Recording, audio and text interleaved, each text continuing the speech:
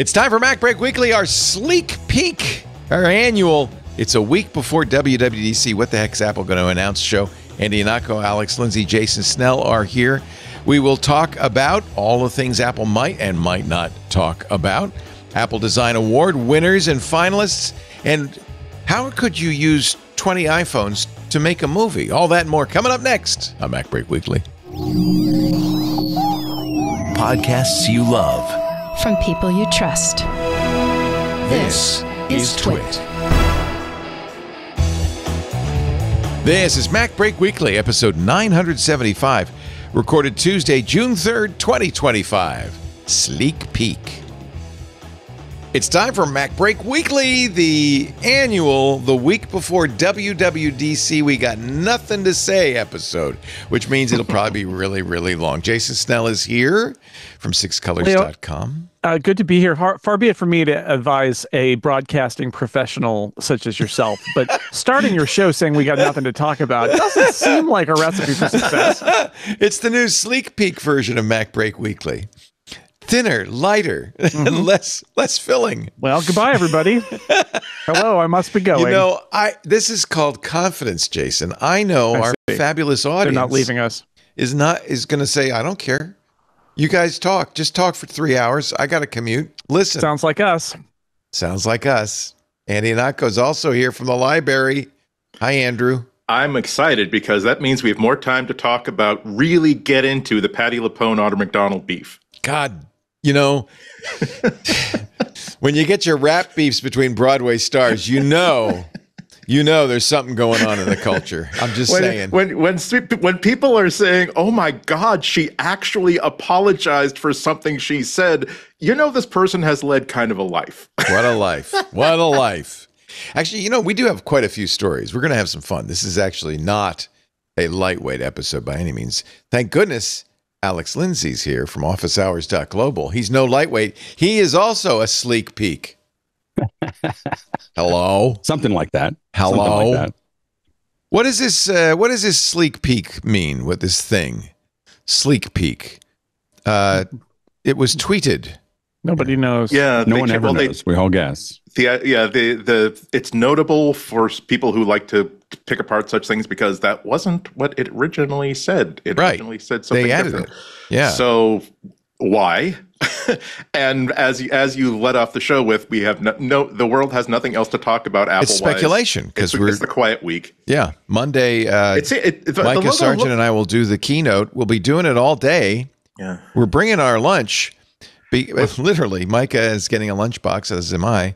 I will say when you look at the logo, one way to interpret because it's like it's like frosted glass, and only at the bottom of the Apple logo there's some color, and then there's the WWDC25 like rainbow sort of logo type. Now, one way of looking at that is that it's reflecting it's reflecting the light or like lensing the light from below. Another one is that people inside Apple are so shocked at the state of affairs in system software and artificial intelligence that the color has literally drained from like their faces. They're pale. I like how the colors are. All six colors are kind of cycling at the bottom. That's very pretty. Obviously, I'm going to think that they're going to talk about. It seems premature, the extra slim iPhone that has been rumored for the fall. It's going to be. What do they mean? The design. They're going to say it's a sleek glass-based solarium design, and so that's what it is. It's a peek at the new. So instead of lickable, it's slickable. Does that mean we're kind of going almost back to the Aqua? Like it does. It's kind of like we went from Aqua to all these other things, and then we're back. Remember iOS 7. The whole point is let's flatten everything. There are no highlights. There are no shadows. There's no skeuomorphism. Can we hope to dare that we'll have the Apple logo back in the middle of the menu bar where God intended it to be with OS 10.0? That's just crazy. No, it's interesting how companies follow Apple's design cue because Google did material design flat. Microsoft did Aqua. They did their version of Aqua. They called it Arrow. Yeah. So I wondered, the clock will be ticking as soon as Apple announces sleek. What's the code name that Gurman said it was going to Solarium. Solarium. So glass, that implies frosted glass and sun a lot of light shining through the glass. Yeah, I think so. I mean, I think I always talk to, we're talking about computers, and there's always we love our listeners, but there's the, computer nerds who are like, it's just fashion. It's just a computer. Why do they do fashion? Why do they change the world because of fashion? But, I think as somebody who, I'm not going to defend fashion, although I think that that's obviously it's a real thing that exists in the world. But I'll just say, as somebody who's been through many, many, many redesigns of magazines and websites and stuff like that, that design systems fall apart. Like the moment you create a new design, it starts to fall apart because you design it to do X. And then over the course of time, you add Y and Z, and then you're back around to A, B, C, D, E, F, G. And then you look at what used to be a really clean, nice new design. And 6, 7, 8 years in, it's just exactly patched what together. To our website. It's falling apart. And you gotta declare bankruptcy and do it from scratch and start over. And so I feel like after it's been, a decade since iOS 7, and they've refined it, but they've also patched it in so many different ways. So it's I think it's time. I think it's time to rethink things. And, the last time they did a redesign, they didn't do a global redesign. They did an iOS redesign. Right. And now they've got iOS, iPadOS, macOS, watchOS, tvOS, and more, and many others. And so maybe it's time to do that and think of all their products, and not saying that they'll get it right. They may well get it wrong. There are probably going to be things in there that we all look at and think are head scratchers, but it seems like it's time to actually do this after a decade.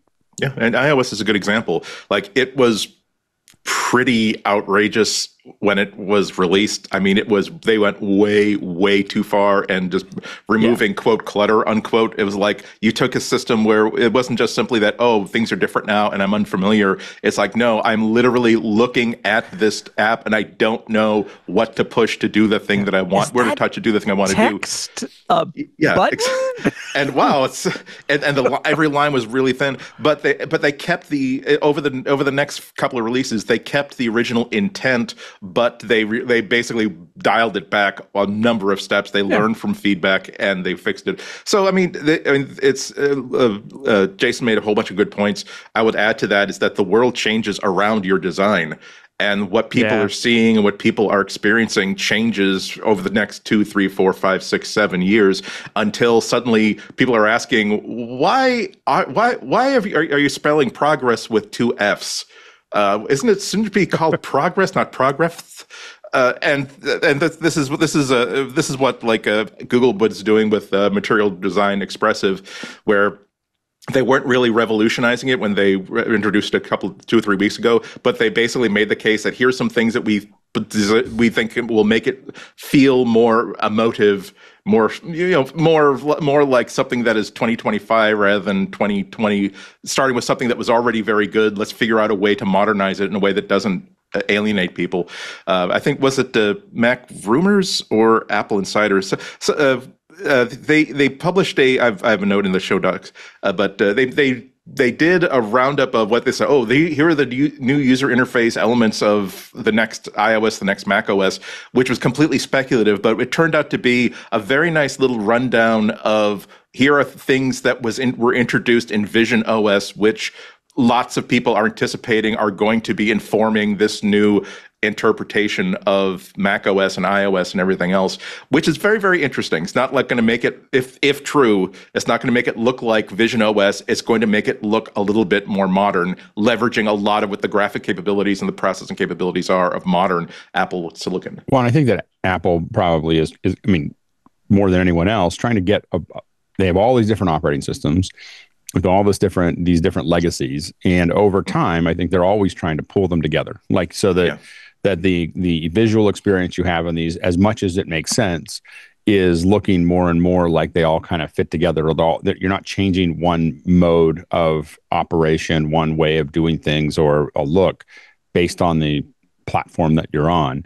And with varying levels of success, but I think that seems to be a kind of a constant commitment. I'm always amazed that I look at older Apple designs and they were perfectly great when I was using them, and then they feel very old now. And you're like, oh, but that was the new newness at the moment, and so they do a pretty good job of moving it forward.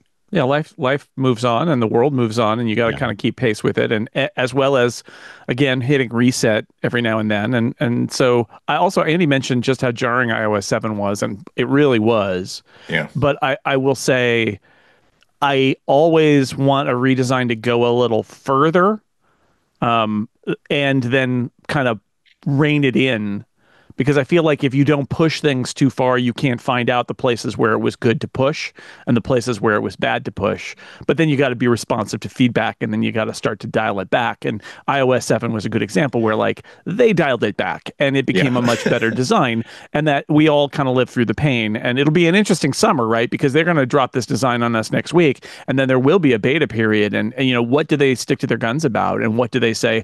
Oh, we thought this was good in Cupertino, but the people out in the world aren't drinking the same water as we are, and it turns out it was a terrible idea. And they'll roll some of that stuff back. We'll have to see what that is, what the details are. And this is one of those areas where Apple's vice-like grip, this iron boot heel on the necks of its users and its developers, is actually a good thing, because it has the ability to, I don't want to say the word inflict a change on the entire ecosystem, but basically they can decide that, look, here's the direction we want to take. This is what it's going to be. You have to live in this world or leave this world. Your choice. We think that you're going to want to live in this world.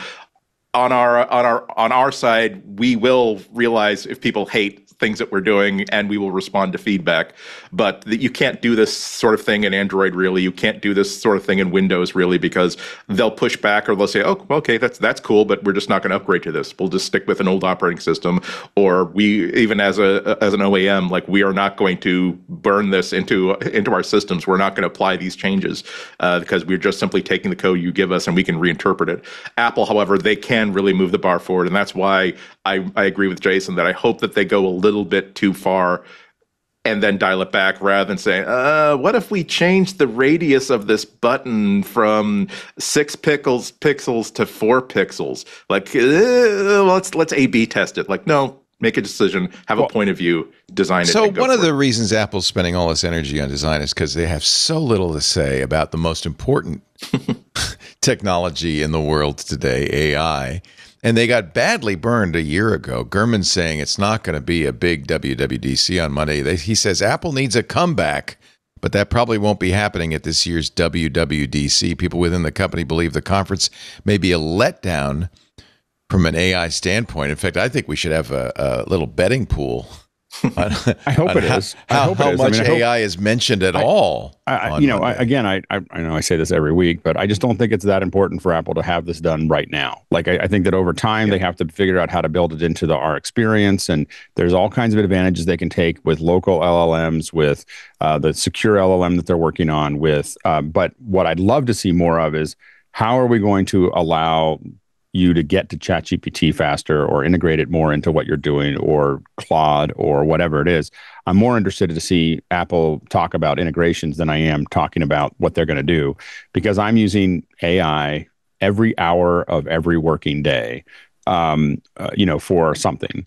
And it's just a constant flow of AI, and I'm doing it on my Mac. I'm doing it on my phone. Like, I don't need I don't need anything from Apple right now in this area. So I think that, but that's like saying I don't need anything from Apple right anymore. I've got Android. I mean, they need to have a play in this. It's not getting them any money if you use ChatGPT. It's taking you out of the ecosystem. Well, the key is if they integrate it well, it's not necessarily taking them out of the ecosystem. I think that their larger plan of being able to take advantage of the fact that there's a certain level of privacy and there's a certain level of control that they would have, and that I would have as a user, in the long-term play of what they're doing. But that's going to take a lot of work to get done. And I just think that there's a lot. I don't think anyone's leaving the iOS, their Macs or their iPhones or anything else anytime soon. The lock-in is so deep for most people, not all people, but for most people, that Apple's not they're not in the same rush. For Google, I think it's an existential threat, because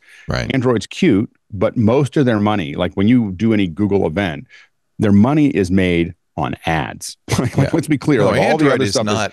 It's not a product for them. Android is right. So ChatGPT is an existential threat for Google. They have to do what they did at Google I/O, because they will be dead very fast if they don't. Apple, I don't think, is in the same position. I think that Apple could go 2 or 3 years and figure things out and make sure that the integration works. And Do no you one's think going Apple's anywhere. concerned? Where are we going to go? Seeing Johnny Ive and Sam Altman hanging out in a bar together, creating something that probably is a hardware device I think that a lot of Apple users are kind of over Johnny Ive. Like, I just don't think I don't think any of us really care. Like, and I think he ruined our keyboards and messed up our computers. And, like without Steve, I think that the magic was Johnny Ive plus Steve. Right. I think Johnny Ive by himself, I don't think any of us are like, oh, let's see what Nobody's Johnny did. Johnny Ive plus Sam Altman. I'm not saying he's not a smart guy, but without the limitations that Steve put on him, I think that I haven't seen anything else that he's done that has been compelling. So Leo, I think 3 things for us to look for regarding AI at WWDC. Good. And I think what you're talking about is one of them, which is Apple Intelligence, right? So Apple Intelligence, that's the real open question is, do they soft pedal it? And they're like, look, we're still working on it, but they're not, or because, they may have some new models. What Gurman has said actually is not that Apple is way behind in their own models. Actually, what Gurman has reported is that Apple is not pushed itself ahead of the leaders, but that Apple feels that it's got models running internally that are close to the level of the ChatGPT models. And who knows if that's true or not.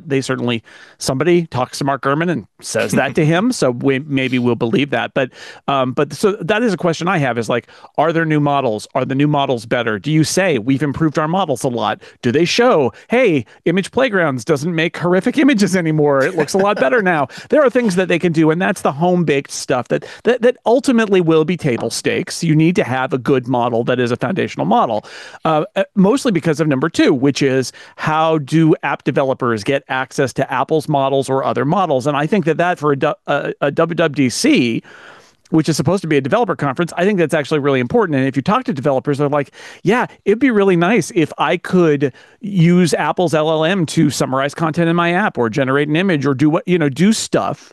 And currently that stuff is not a developer story. It's all basically just for Apple.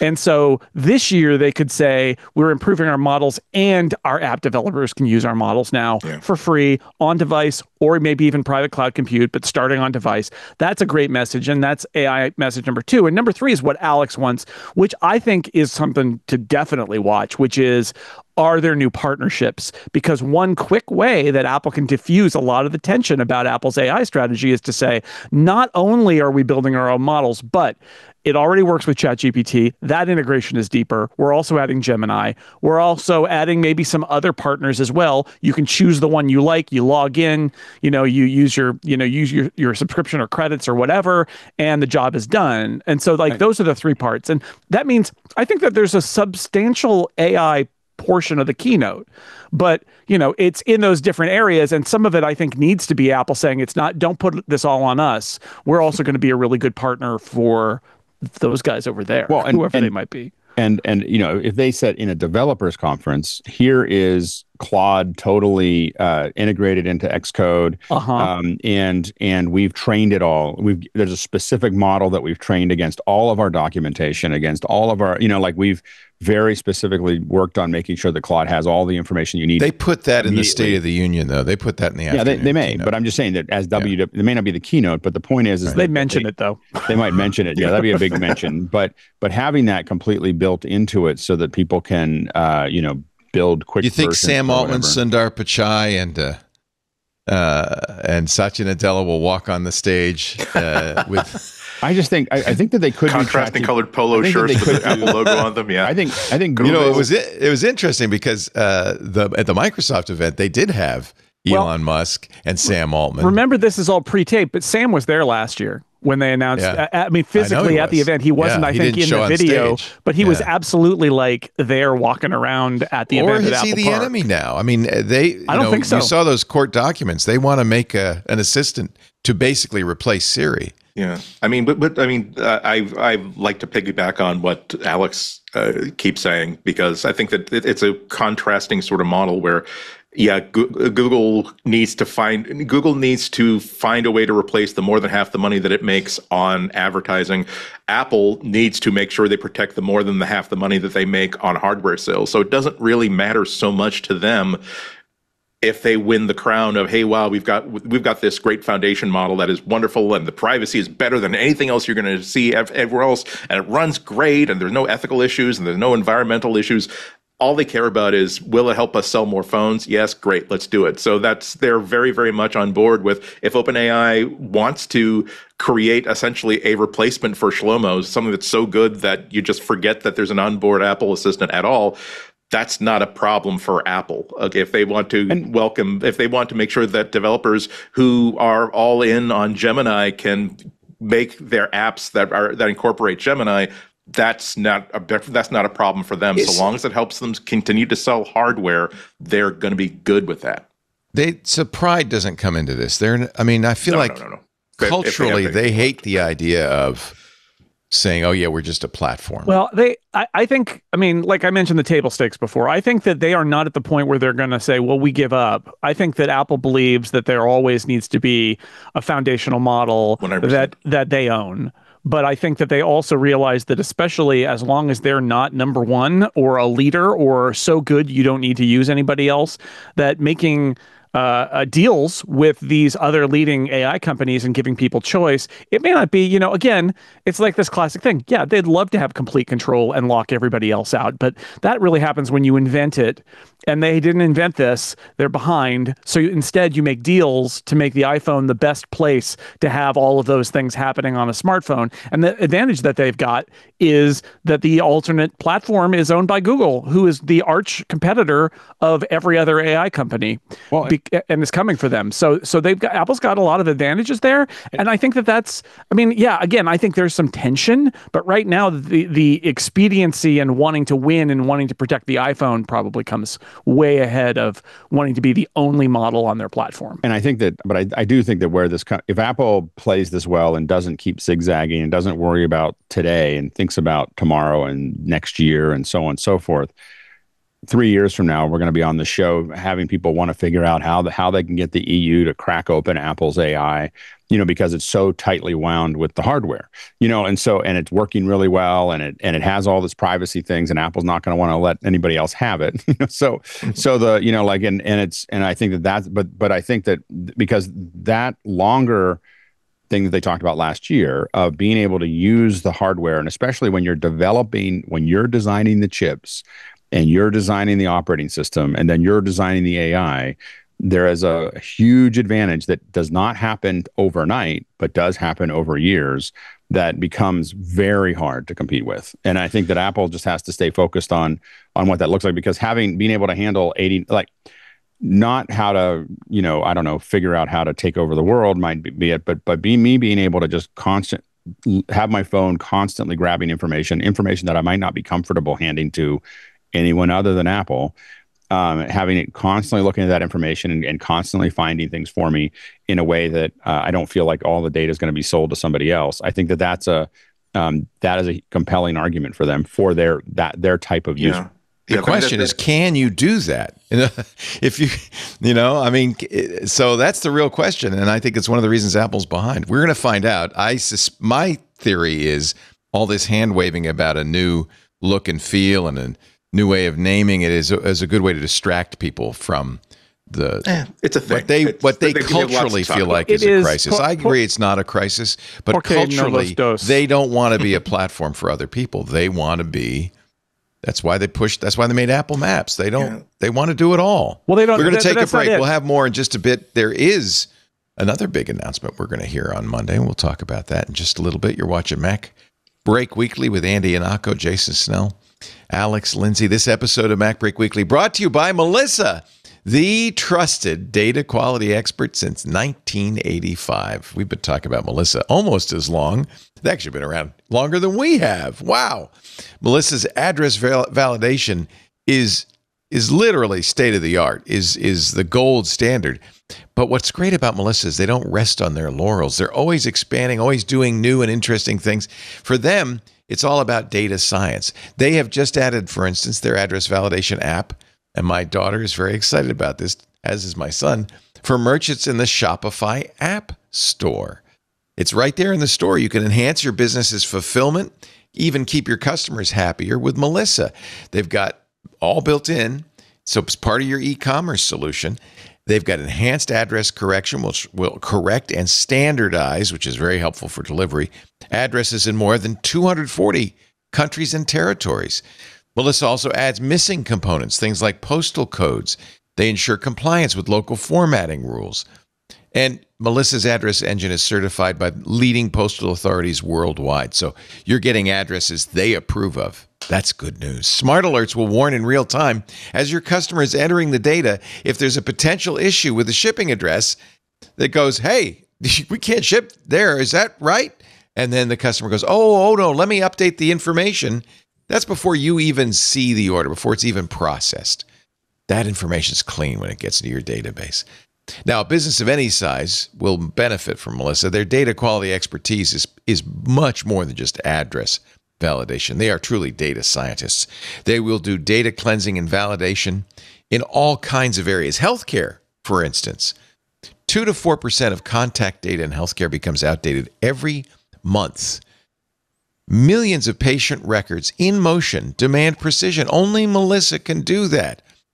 Slight variations in addresses, misspelled names can cause duplication and fragmentation errors and risk of misidentification or lost records. And I'll tell you, when it comes to medicine, you don't want those kinds of mistakes.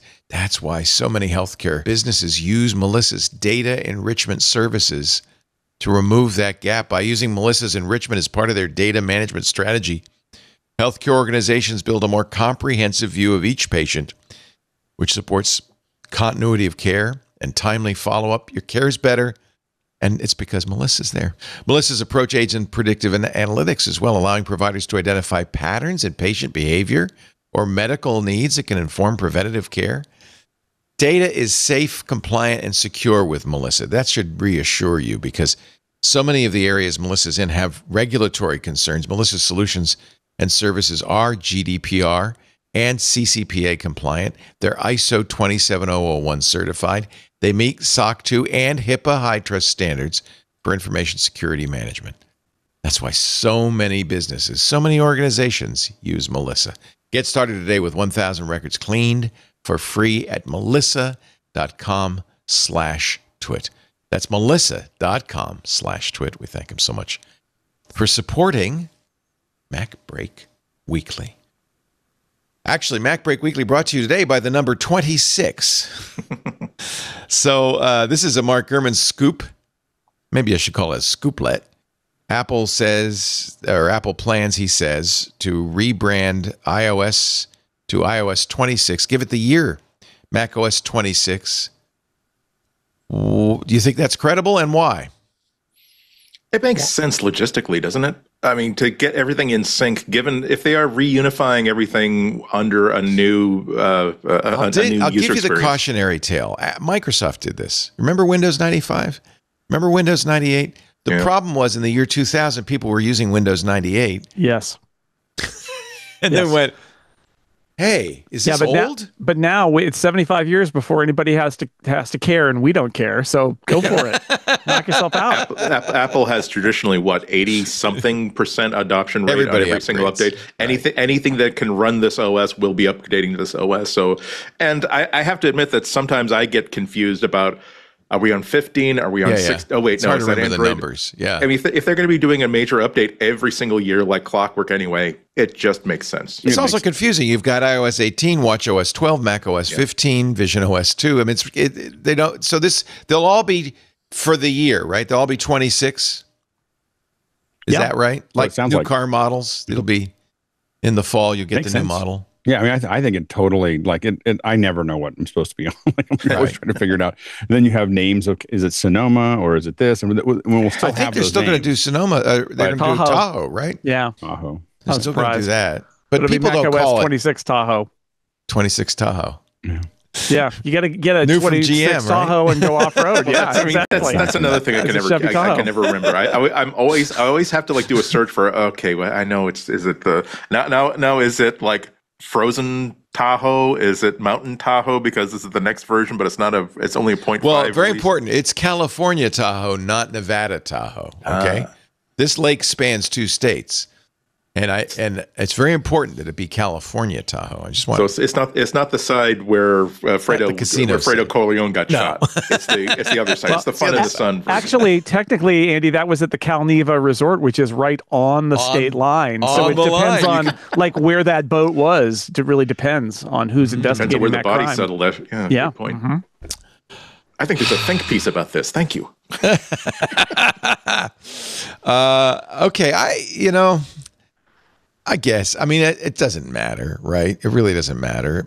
I feel like to some degree, Apple's doing a lot of stuff to distract, to make it look like they're moving forward. I don't know if I'd use the word distraction. I think there are a lot of good reasons to do something. Why not? The thing is, any company does lots of tiny things and then lots of big things. Trying to get AI going, that's a big thing. But you have to be sure that if this is true, again, we're assuming that this is true, but a lot of people are falling behind this, that it's probably something that was discussed as a low-ranking sort of, that would be a good idea, but maybe this is not the year for it. Maybe next year.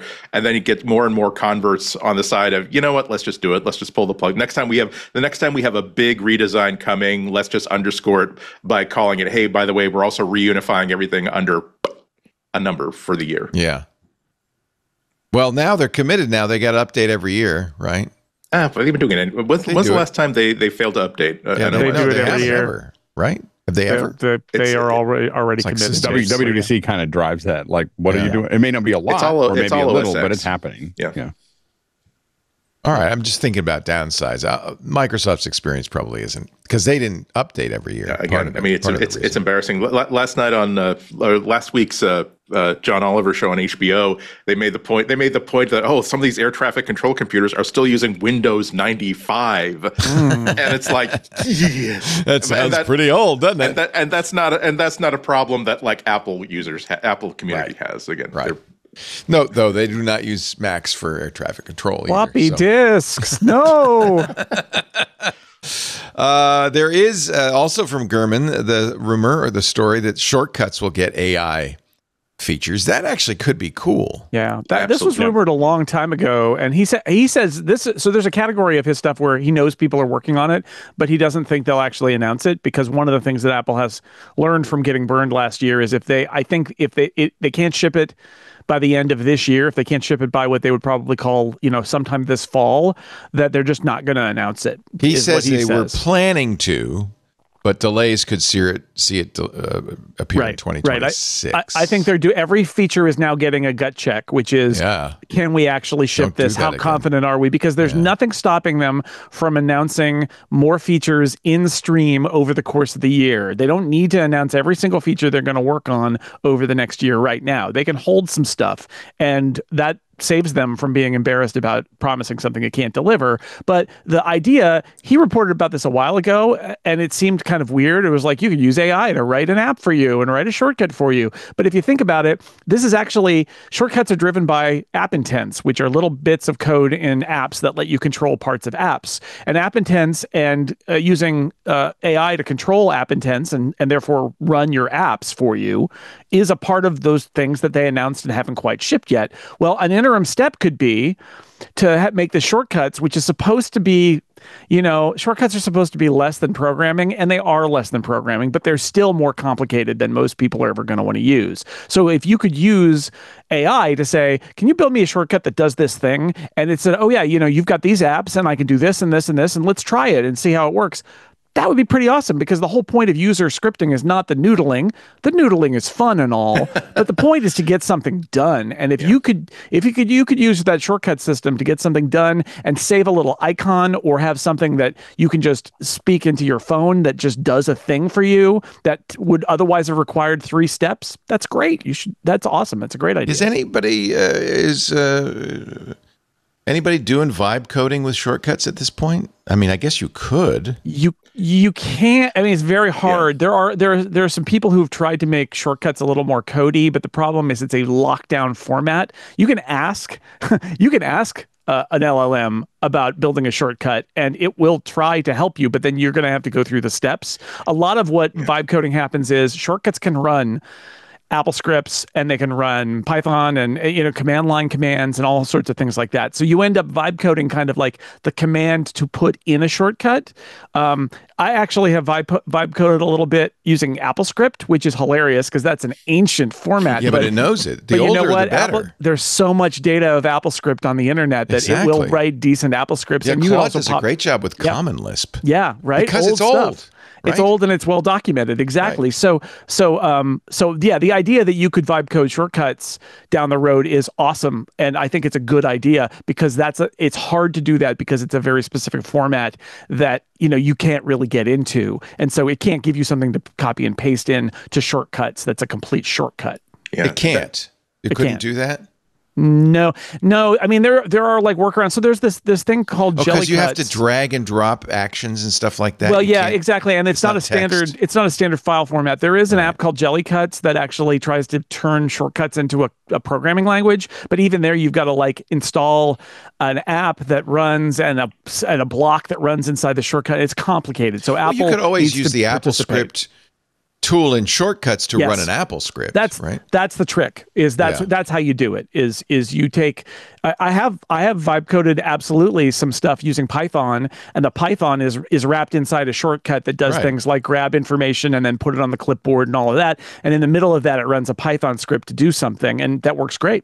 But Shortcuts has better access to app intents than AppleScript does, or no? No, this is equivalent? This is the sad state of affairs, is that you can still do more with AppleScript than you can do with shortcuts. Oh, interesting. Because that's what App Intents is trying to eventually solve, is if you get into the nitty-gritty of like saying, hey, look at this window in Mail and tell me what messages are there. And then in this one particular message that matches, tell me who it's from.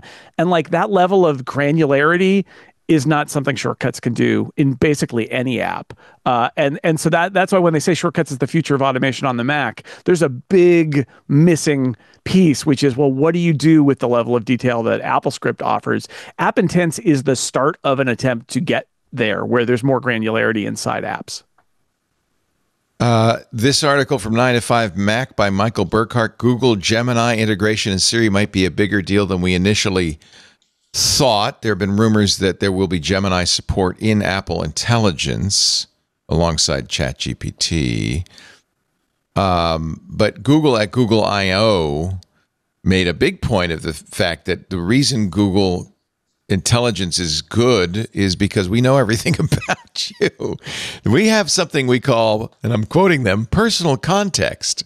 With your permission, Google Gemini models can use relevant personal context across your Google apps in a way that's private, transparent, and fully under control. I doubt Apple would allow that, right? Well, I mean, the thing is, we hand so much, many of us, or I think even most of us, hand over a lot of information to Google kind of willingly, because it's like, if you're gonna, it's the devil that you know as opposed to the devil you don't know. And this has always been something that I thought that Apple, when they were announcing Apple Intelligence, there's no company that I would trust more than Apple. Then yes, absolutely have access to all my contacts, all my mail, all my messages. Even I'll let you peek at my screen if you want to. However, that's not an exclusive club. And as soon as Google says, "Oh, well, I mean, we've already like spent 20 years collecting information about you with your either knowing consent or unknowing consent, we can also leverage all that information for you as well." And that's something that they've consistently demonstrated to be an advantage, or at least a benefit, not an advantage, but let's say a benefit to spying on you. The thing is that Google services have always been a lot more useful than most of the concurrent Apple services, because Apple doesn't want to know much about you, whereas Google can say, "Oh, well, actually, we can tailor these maps results. We can tailor these messaging results. We can tailor everything because we know what you consider to be important, because we watch you use our apps and we kind of take control of that." So it's another thing that makes it, just because Apple says that, "Hey, look, we're going to personalize our Apple Intelligence experience based on who you are and what we know about you." That's nice, but it's not really exclusive. They have to do it as well as Google can do it, or better than they can do it. One person you probably won't see on the stage on Monday is Tim Sweeney of Epic Games, touting the arrival of Fortnite on iOS. But you might see Apple talk about its own dedicated games app. That's another rumor. Replacing Game Center? Yeah, by the description, it's sort of like what Apple Music is for music. That here is an app that has like all of your games in it, and a store for all your games, and it basically kind of like an Xbox Live. This or whatever. is what Epic wanted to do, by the way. Yeah. And Microsoft and a bunch of other people, or Steam or something like that. Yeah. I think that could be great. There's been a lot of interesting gaming news. They're buying for the first time they're buying a game studio, a 2-person studio, but not a small one. And the thing is, like, this has been in front of us for the whole time, and maybe I feel a little bit foolish for, like, I won't be calling it like a revelation, but boy, if you look at the Apple TV with fresh eyes after like 5 years, it's a hell of a gaming console. If you have no interest in the Apple TV just as a streaming box, if you say, well, here's a gaming console that costs $100, let's call it $150 by the time you buy a couple of controllers with it, then add on to it an Apple Arcade subscription. Now here's something you can keep in your living room that you know that your kids are not going to get into a whole lot of trouble with it. They're not going to charge a lot of money with it. There's not going to be in-app purchases. It's going to be family friendly. Again, if you forget that it's a streaming box that costs a lot more money than a streaming box than a TV streaming box really has to, it's a hell of a game console. It is. The problem is the games. Like there's just like I have Arcade, I have an Apple TV. When do I play games on my Apple TV? Never. Yeah, I wonder what AAA percentage titles. of Apple so TV owners do play games on it. Well, and I think that again, I think part of the problem is just the games aren't. The controllers are. They're casual you get games. Controllers but it's casual, and you kind of play it for a little while, and you're like, okay, and then you go back to what you were doing. Apple bought the sneaky Sasquatch, guys. That's a perfect example of a cute little arcade game, but is how long are you going to play that, right? Right. Yeah, but and I for think someone to buy for your kids. It is. Yeah. It's just that we didn't. I mean, we played something like, what was it, Cricket Through the Ages or something like that. That became a thing for like all week. But yeah, that's the thing. I played Sneaky Sasquatch. I can't say it, but I played it for a couple of days, maybe. Right. But it's not that compelling. Yeah, and so I don't. I think I think people could build some really interesting games that could go across all the different Apple platforms, have them all tie back together. There's a lot of things that Apple could do with it, but right now there just hasn't been, I think, enough. I think they know that they need to get into games, but I don't think they've kind of cracked the code of what that's going to actually take to do it. Do you think it'll be aimed at kids as Sneaky Sasquatch is? I mean, almost everybody that has had success in this area at some point has built a first-person shooter that was developed by the owner of the platform. Whether it was PlayStation or Xbox or Fortnite or Gears of whatever. War, Call of Duty. It's a first-person shooter. Yeah. That's how you turn games on in your platform is first-person shooters. Right. And you can do a lot of other things. I mean, even if you look at the Apple meta, will never do a first-person shooter. Well, maybe not with people, unless it's William robots Tell shooting an apple off. But I think that the even when you look at the most compelling game still on the Quest, in my opinion, is Robo Recall. Like it was the best game built by Epic, by the way. That was. And so, but that's what those are the ones that are compelling that get people to really come back and spend lots of time there. Taking a break. Come back with more. I guess when we come back, I'll give you guys some time to think what your predictions will be for Monday. What kind of WWDC keynote will we see? Micah and I will be covering it. And it's sad to say, only for club members. We don't want to get banned on YouTube, and Apple's threatened to do so on YouTube and on Twitch. So we will be there 10 a.m. Monday, streaming into the Club Twit Discord. You can join us on the stage. The advantage of this is if you are a club member, you can participate. It won't just be me and Mike. It'll be all of the club members. And then, as I said, we're bringing our lunch boxes. We're going to stick around. We'll do for the first time ever, the State of the Union, which will probably have a lot more AI and vibe coding in it, I would imagine. 1 p.m. Pacific. So 10 a.m. Pacific, 1 p.m. Pacific. And again, you must be in the club. If you're not a member, it's not too late to join. twit.tv/clubtwit. You get ad-free versions of all the shows. You get special events like these in the Club Twit Discord. Of course, you get access to the Discord too. So this is a good time to join the club, and we will see you club members on Monday. Your predictions next, gentlemen. First, a word from our sponsor, 1Password. This is scary. Over half of IT pros say their biggest challenge is securing SaaS apps. With the growing problems of SaaS sprawl and shadow IT, it's not hard to see why. Well, 1Password has something new for you, Trellica. Trellica by 1Password. Thankfully, Trellica can discover and secure access to all your apps, managed or not. Yeah. Trellica by 1Password inventories every app in use at your company. And then, and this is so cool, pre-populated app profiles assess the SaaS risks, letting you manage access, optimize spend, and enforce security best practices across every app your employees use, including the shadow IT apps.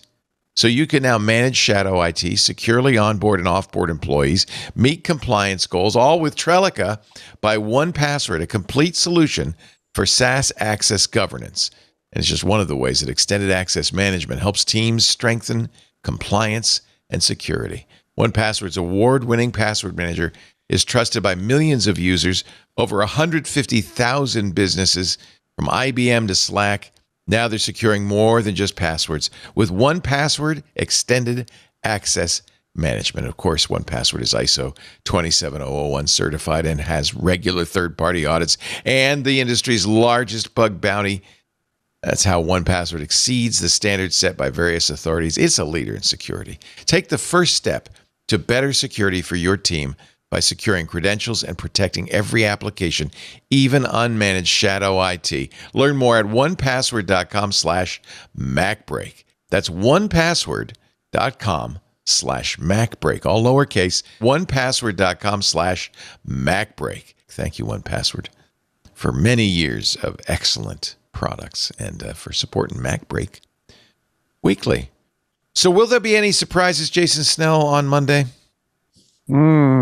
Probably not. One more thing. There was one piece this week that speculated that HomePod with a screen that has this Home OS that they're doing is floating out there as something that, although the reports were it relies on some features that didn't ship, and therefore it got delayed. The fact that it's a product that doesn't currently exist in any form suggests they could show it, say it's coming, and talk about the OS that runs it. But it would be for the fall, you think? It would be presumably for some time in the fall. So that's I think maybe the only hope for a hardware thing is that, unless they want to do a real surprise reveal about the Mac Pro and what's going on with that. That's another possibility, although I don't think I would say that. Whatever happened to the Mac Pro?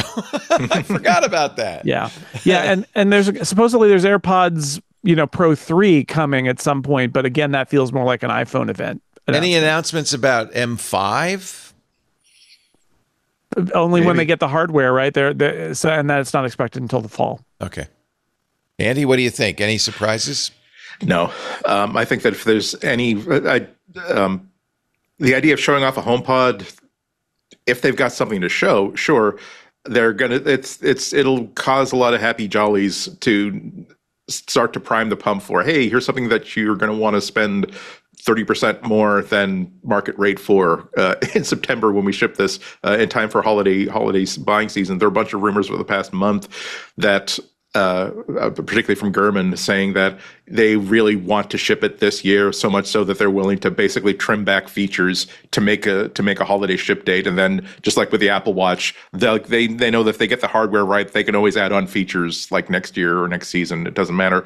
And that it'd be a nice way to, if they've got a thin bill of sale for the rundown, it'd be a nice way to pad things out. Also, it's nice to have video of something cool to put into the electronic press kit and for people to put into their YouTube videos. That would also be nice. I do think that it's going to be a very subdued, very low key sort of thing. I wouldn't be shocked if they did a tease for some upcoming silicon, because that gives them a way to basically leverage all the work that they're doing as really great engineers, and they could use some of that content if they're trying to tell a complete story over the course of 48 minutes. That's part of the story they want to tell. I think we'll see a lot of demos of this new user interface, where, as usual, we're going to see some very, very selective demos of macOS 26. That's something that we can count on every single year. That, hey, look, here's a small thing that we added to Mail this year, and it will hopefully hint at something that's going to be much bigger coming up in January.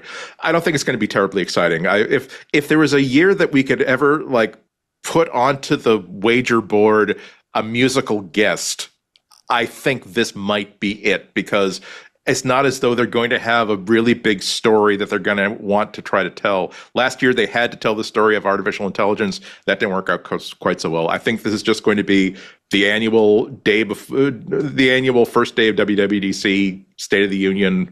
Here's who we are. Here's our green initiatives. Hey, look at our really great new landmark stores that we've got opening in some exotic locale. I don't think it's going to be terribly, terribly exciting.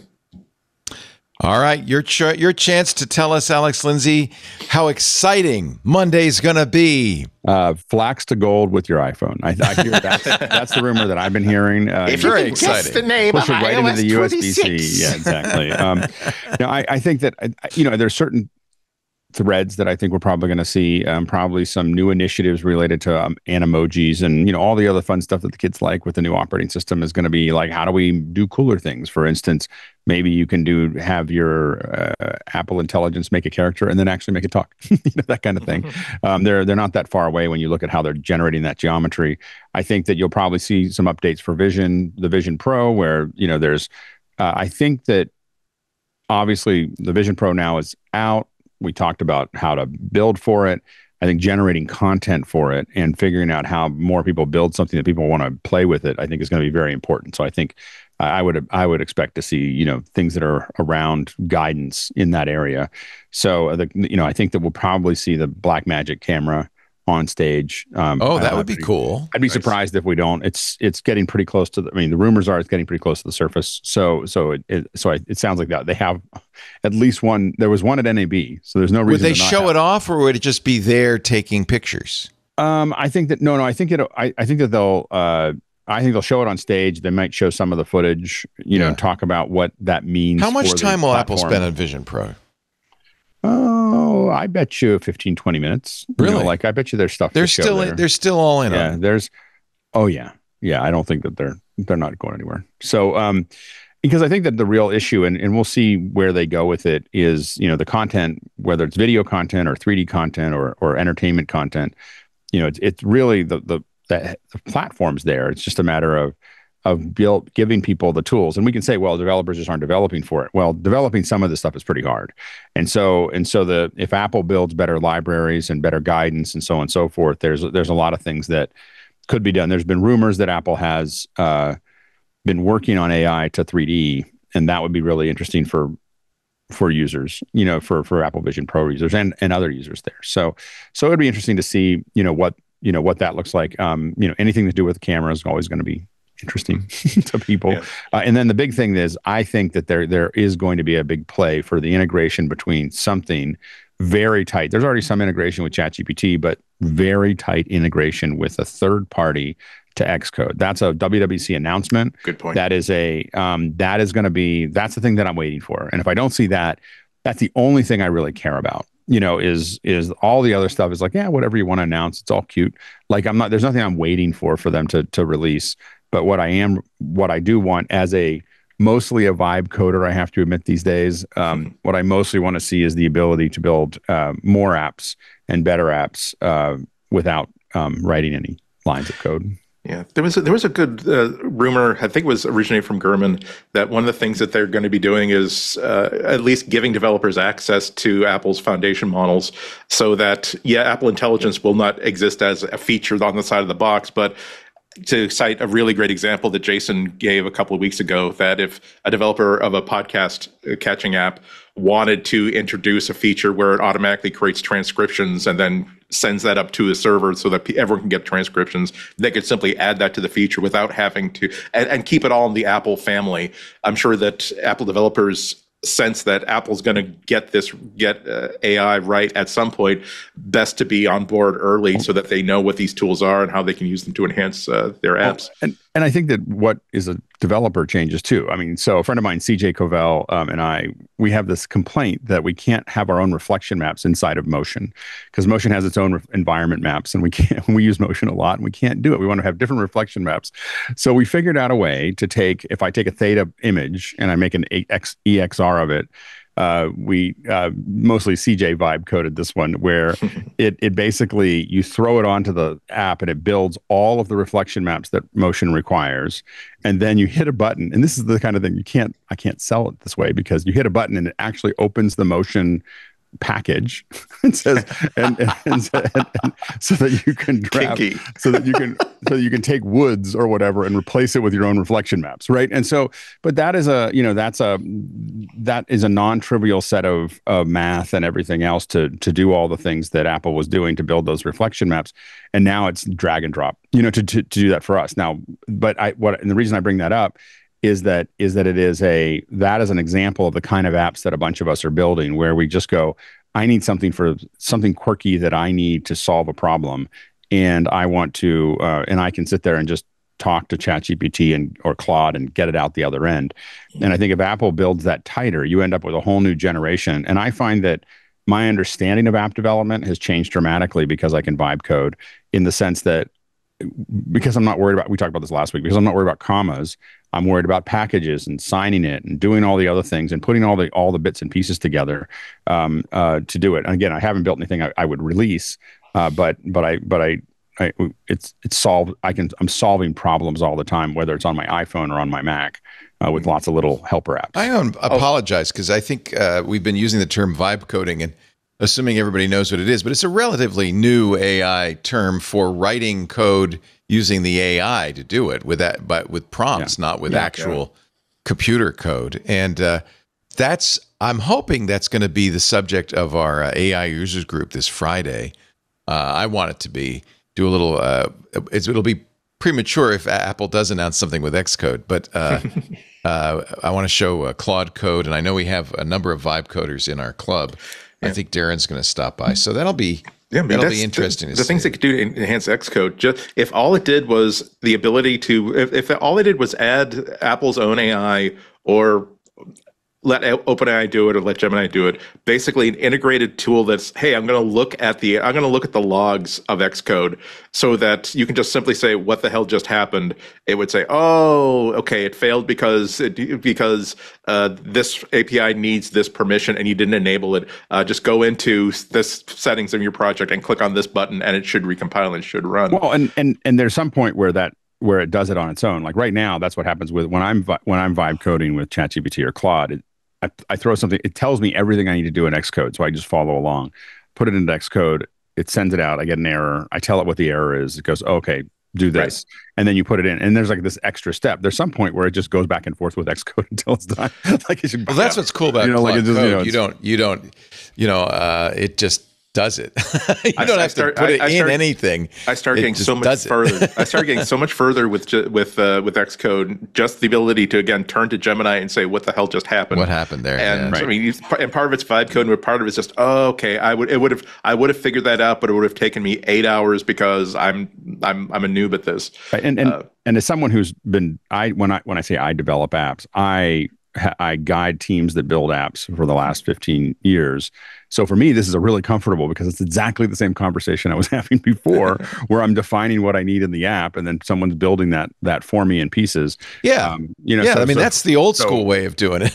Yeah, so have an intern or somebody. Well, not an intern. I'm talking to, like, I work with a coder, Worldwide Technologies or whatever. Right. I'll be sitting there working with one of their teams, and we sit there for hours defining what the app's going to be, and then they build it better than I would even imagine building it. But the point is that I'm used to working. That's how I've been building apps for, I guess that's more like 25 years, of that. I'm not the one coding it. I'm just the one complaining about it. And I remember seeing Colleen at our old, at the cottage, standing, looming over a young woman who's writing some code, and College was telling her what to do. It was great. I mean, that's the original vibe coding. Yeah. But now you have an AI do it for you with, let's admit, mixed results. But if you know what you're doing, you can get some very good results. Exactly. It gets back to how you're asking for things or what you're looking for. And if you try to, the mistake most people make when they start is that they try to tell it everything they want the app to do at first. That's right. I'm like, I need you to do one thing, like do this part. Okay, now do this part. Now add this to it. Now add this to it. And it does well. And you learn that from like Midjourney. Like, don't take one little image and then say, make the whole image. Like, just do the part that you want and slowly build out. And if you do that, you can do it. It is much faster and in small amounts, oftentimes more accurate to do it with the vibe coding. But as soon as you get to anything complex, it falls apart. I mean, for me, I haven't been able to. Let me just show people what it looks like. 3 missions and you're done. This is, I just launched Claude Code in a code folder, and you initialize it. It's all command line based. It works on it. You do get charged for this, but it's like a couple of bucks for thousands of lines of code. And then it will ask you, you can turn this off, but it will ask you, do you want me to save what I did? And you can say, okay, now look at what I've written, and can you tell me what's wrong with it? You could say, write tests. You could say, okay, what I'd like to do is add a feature. And this thing is kind of amazing. Let's see, is it waiting? Oh, okay, it also has very good verbs. It's smooshing right now. Yeah. The way I put it, that is, if you understand what an elephant is and how it works, it will help you build an elephant. If you try to describe an elephant without understanding what an elephant is, it will give you something with a hose. It will give you some legs. It might give you some pointy stuff, but it will not give you an elephant. So if you've been spending a long time, I don't know, in let's say an app development fandom, so to speak, that you understand that here are tools, here are frameworks for building tools on the web. Here are interface APIs. Here's XYZ. It will. Oh, I know what that is. Great. I know the language that you're. I know the verbiage that you're using. And that will help me steer you towards the right code that you were trying to make. So I asked it to look at my code and see if I did anything wrong. It said, "Well, your solution is well structured and performant, but here are some suggestions for improvement," and this is the edits it's suggesting. By the way, this file's in Emacs using an ancient programming language called the Common Lisp, but it does just fine. It does just fine. And then it says, "Do you want me to make that edit?" Yeah, go ahead and edit it.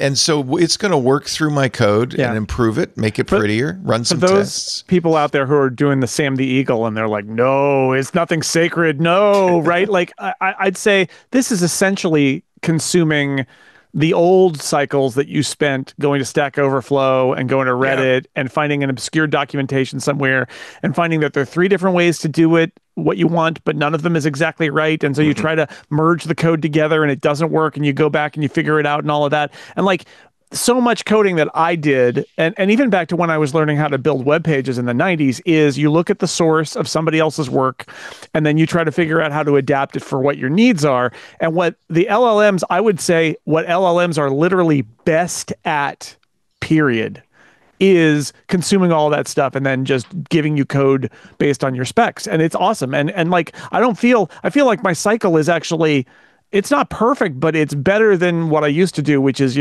delving into Stack Overflow and Reddit and places like that to try to find code snippets, or, Apple for, ages old AppleScript code and things like that. Yes. Like, the LLMs know it. They know it. Just ask the LLMs. Yeah. Can I say that, like, it's also very, very validating and reassuring, especially when you're doing AppleScript. Both Jason and I are absolute, like, battle scarred from AppleScript. I still remember when I wrote something for Mac User that was a really cool AppleScript, but then stopped working when Apple updated it, like updated AppleScript slightly, and all of a sudden the fact that we spent days ultimately figuring out that, the fact that you had the word "the" in here, that's normally like an ignored word, and this new update suddenly causes everything to crash. It was very validating when I was trying to do an AppleScript in Gemini just last month, and it was just, I just had to write something to a file at a certain step, and like, okay, like, okay, then go back to Gemini. Okay, that doesn't work. Okay, well, what happened? Okay, well, here's what happened. Okay, well, how about, oh, okay, why don't we try this? Okay, no, that didn't work. And then after the fourth time, like Gemini was getting as frustrated as I was, saying, okay, it basically said, okay, to hell with this. Instead of using Apple's like file IO, let's just do a shell script to write the file.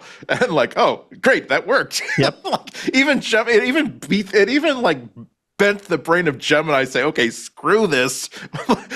Let's forget this entirely and just do it as a shell script. Like, okay, great. All right, let's take a little break. Then it'll be time. I just want to prepare John Ashley for the Vision Pro segment. Okay, don't play it yet. It's coming up. You're watching MacBreak Weekly. Andy Ihnatko, Alex Lindsay, Jason Snell. Our show today brought to you by ZocDoc. I love ZocDoc. Okay, now, a typical guy, when you need to go to the doctor, you put it off. You make excuses. You say, oh, I'm too busy. If I just wait, it'll probably get better on its own. I'll rub some dirt on it. That'll make it better. Guys are really bad at this, but I think a lot of people resist going to the doctor because sometimes it's hard to get a doctor, to get the right doctor. Booking an appointment just feels daunting. That's why you need ZocDoc. There's no reason to delay. This is good for your health. ZocDoc makes it easy to find and book a doctor who's right for you. ZocDoc, it's a free app and website where you can search and compare high-quality in-network doctors and click to instantly book an appointment. We're talking about in-network appointments with more than 100,000 healthcare providers, not just MDs, but every specialty from mental health to dental health, primary care. I was looking for an endocrinologist, found one quickly, easily, booked an appointment. You can filter for doctors who take your insurance, who are located nearby, who are a good fit for any medical need you may have. And this is the thing I really value. They have verified patient reviews, actual patients. And so you can say, not only I want a highly rated doctor, you can say, I want a doctor that fits my style, that fits my needs, that, is very communicative or just tells me what to do or, whatever it is you want, has a great bedside manner or just shuts up and tells me, take this pill. Once you find the right doctor, you can see their actual appointment openings. You can choose a time slot that works for you and you can click instantly to book a visit. Plus, ZocDoc appointments happen fast, typically within just 24 to 72 hours of booking. You can even score same-day appointments. If I had needed this product, it's what I'd use. So stop putting off those doctor's appointments. Go to ZocDoc.com/MacBreak, ZocDoc.com/MacBreak to find and instantly book a top-rated doctor today. That's ZocDoc.com/MacBreak. ZocDoc.com/MacBreak. Let's see. Here's a thank you, Dr. Do. Rub some dirt on it. There it is, right there. I learned that in baseball. You get a little boo-boo, just rub some dirt on it. This, by the way, we do not recommend. Go to ZocDoc, please. I beg of you. All right, play the Vision Pro jingle because it's time. Oh, we can't. We have to wait. Oh my God! He appears I forgot so that I turned it off. rapidly. I'm sitting right here. I sometimes forget to turn it back on. You have a button. I love that. Vision Pro, Vision Pro, please don't go. Vision Pro. Hello, Vision Pro segment. Hey, are you cool or what, baby? You are so cool, Andy Ihnatko. So this is actually a on-demand Vision Pro segment because I am told that Jason has seen something very exciting on Vision Pro that isn't out yet. No, it is out. They're both out. Never mind. Let's. I thought you had a scoop for us. There's two new. Well, I saw them both before they came out, but I think they're both out now. Okay. There's two new things. First is the immersive version of Stories of Surrender, which is the Bono's one-man show really version. out. I've seen that everywhere on my Apple TV. His memoir. How is that? I liked it. I don't know, Alex. Have you seen that one? I saw part of it. Yeah, I can't bring myself to watch it. I'll be honest with I'm you. I'm a YouTube fan, so I'm happy to watch it for you and say that I liked it. I do think I was very excited about the idea that it was the first feature-length immersive project that Apple has released. But of course, it's only a few parts of it that are immersive. Other parts of it aren't. I think that was I'm not going to watch this whole thing. I've seen you two a couple times. I'm a big fan, but I think I was just frustrated by the immersive version because you open it up and there's no, like, you just feel like, okay, we're not. How much immersive is there?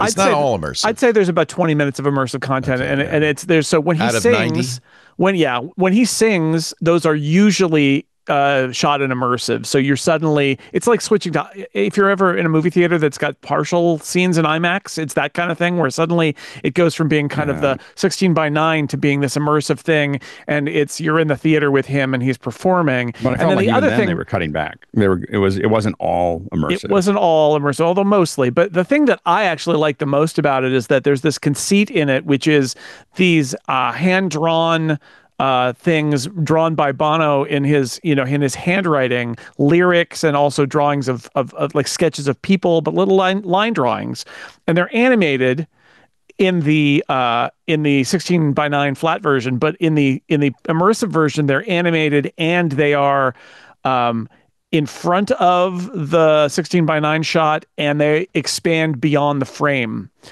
So you end up with this kind of thing where it's being annotated in a larger space than just on the movie frame itself, which I thought was very clever and interesting. And I enjoyed the whole thing. But again, I end up saying what I really would like to see is an actual full-length immersive movie, not a full-length movie with portions that are immersive, which is, I thought this was the first one, but it's not. So I guess if I'm still seeking that, I guess you could say I still haven't found what I'm looking for. Good. Well, I I'm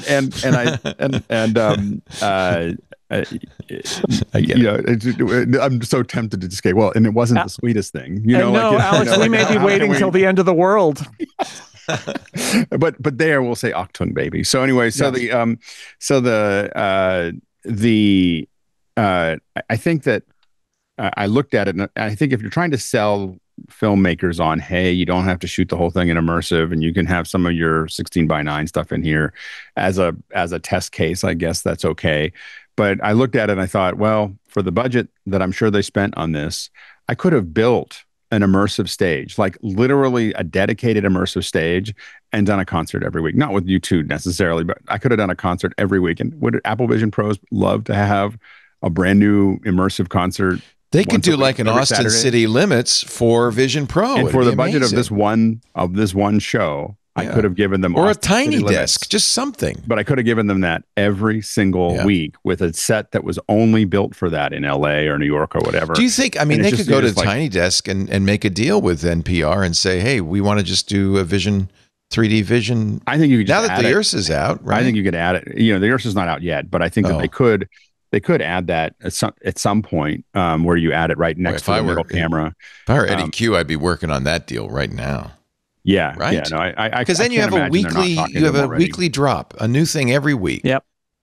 Yeah, and the thing, and again, the Tiny Desk works pretty well. I think that because it's got so much geometry, so there's so many things that are happening close to you and far away.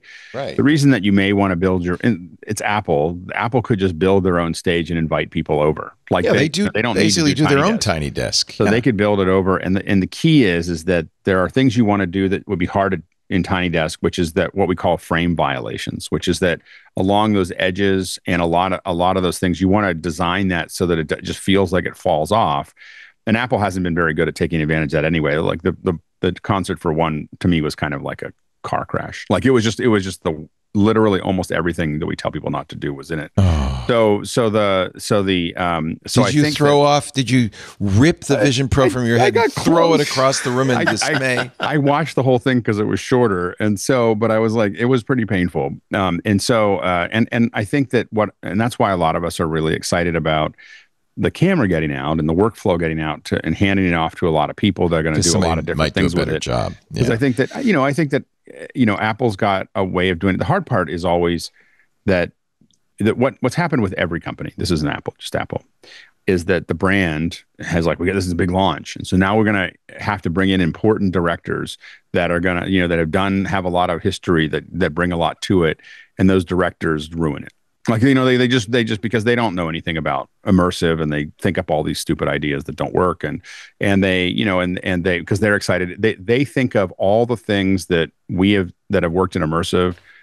It's the same stuff that we thought in the first 6 months. It's all the same. And so they're making all of the early mistakes that you make doing immersive. Again, and you feel like, well, if you just hired the immersive guys, this would shorten the pipe here. But we're still in that kind of experimental stage where nothing really works that well.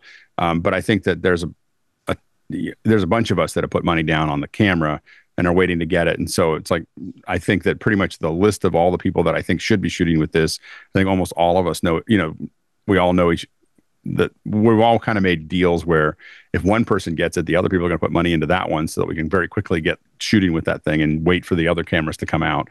So we're all excited about actually going out and shooting some footage with it, because I think the camera, I think the platform is amazing. I think that the content that we've seen so far, there's moments of Metallica that are brilliant. I didn't see a lot of moments in the Bono one that were brilliant. There are. I have to go back and look at it a little bit. And then there's moments of things that I go, oh, that's something I wouldn't have done. It's not to their advantage. And I did see some of the writing that Jason showed, and I thought that was a really great use of the space. Here's a still of it. I mean, no, this doesn't do it justice, but it takes that and it wraps it all around you. And I thought that was really interesting. I think if they did that, I don't know. I felt like if they did that, I guess when I saw immersive, I just really wanted to go see an immersive, something that was really designed as an immersive movie. You just don't sell it that way if you're not going to make it really truly immersive. It just felt like they're working too hard. Yep. I really enjoyed the show, but the problem is I enjoyed the show as a fan of U2 and as but as a Vision Pro immersive video kind of thing, I ended up walking away with like, oh, this wasn't a 90-minute immersive version of that movie. This is a 90-minute version of that movie with a few reshot immersive elements. And like, that's okay. I think those elements are good, but again, we're looking for something that is more, and this is I thought this was the answer of like, finally they did it, and the answer is no, they still haven't done it. Although actually this is a very funny thing that happened to me, and I mentioned this in my article about it, which is about 9 or 10 minutes in, the opening credits start, because there's like a sort of a pre-credit thing, and he does a vertigo and he does all that, and then the kind of like opening credits start. And I had a moment, I have watched so much immersive content that's snackable that the opening credits started and I thought, oh no, that's it, it's over. Because after 10 minutes of that's any Vision Pro thing, it's usually over. And then I was like, no, settle down.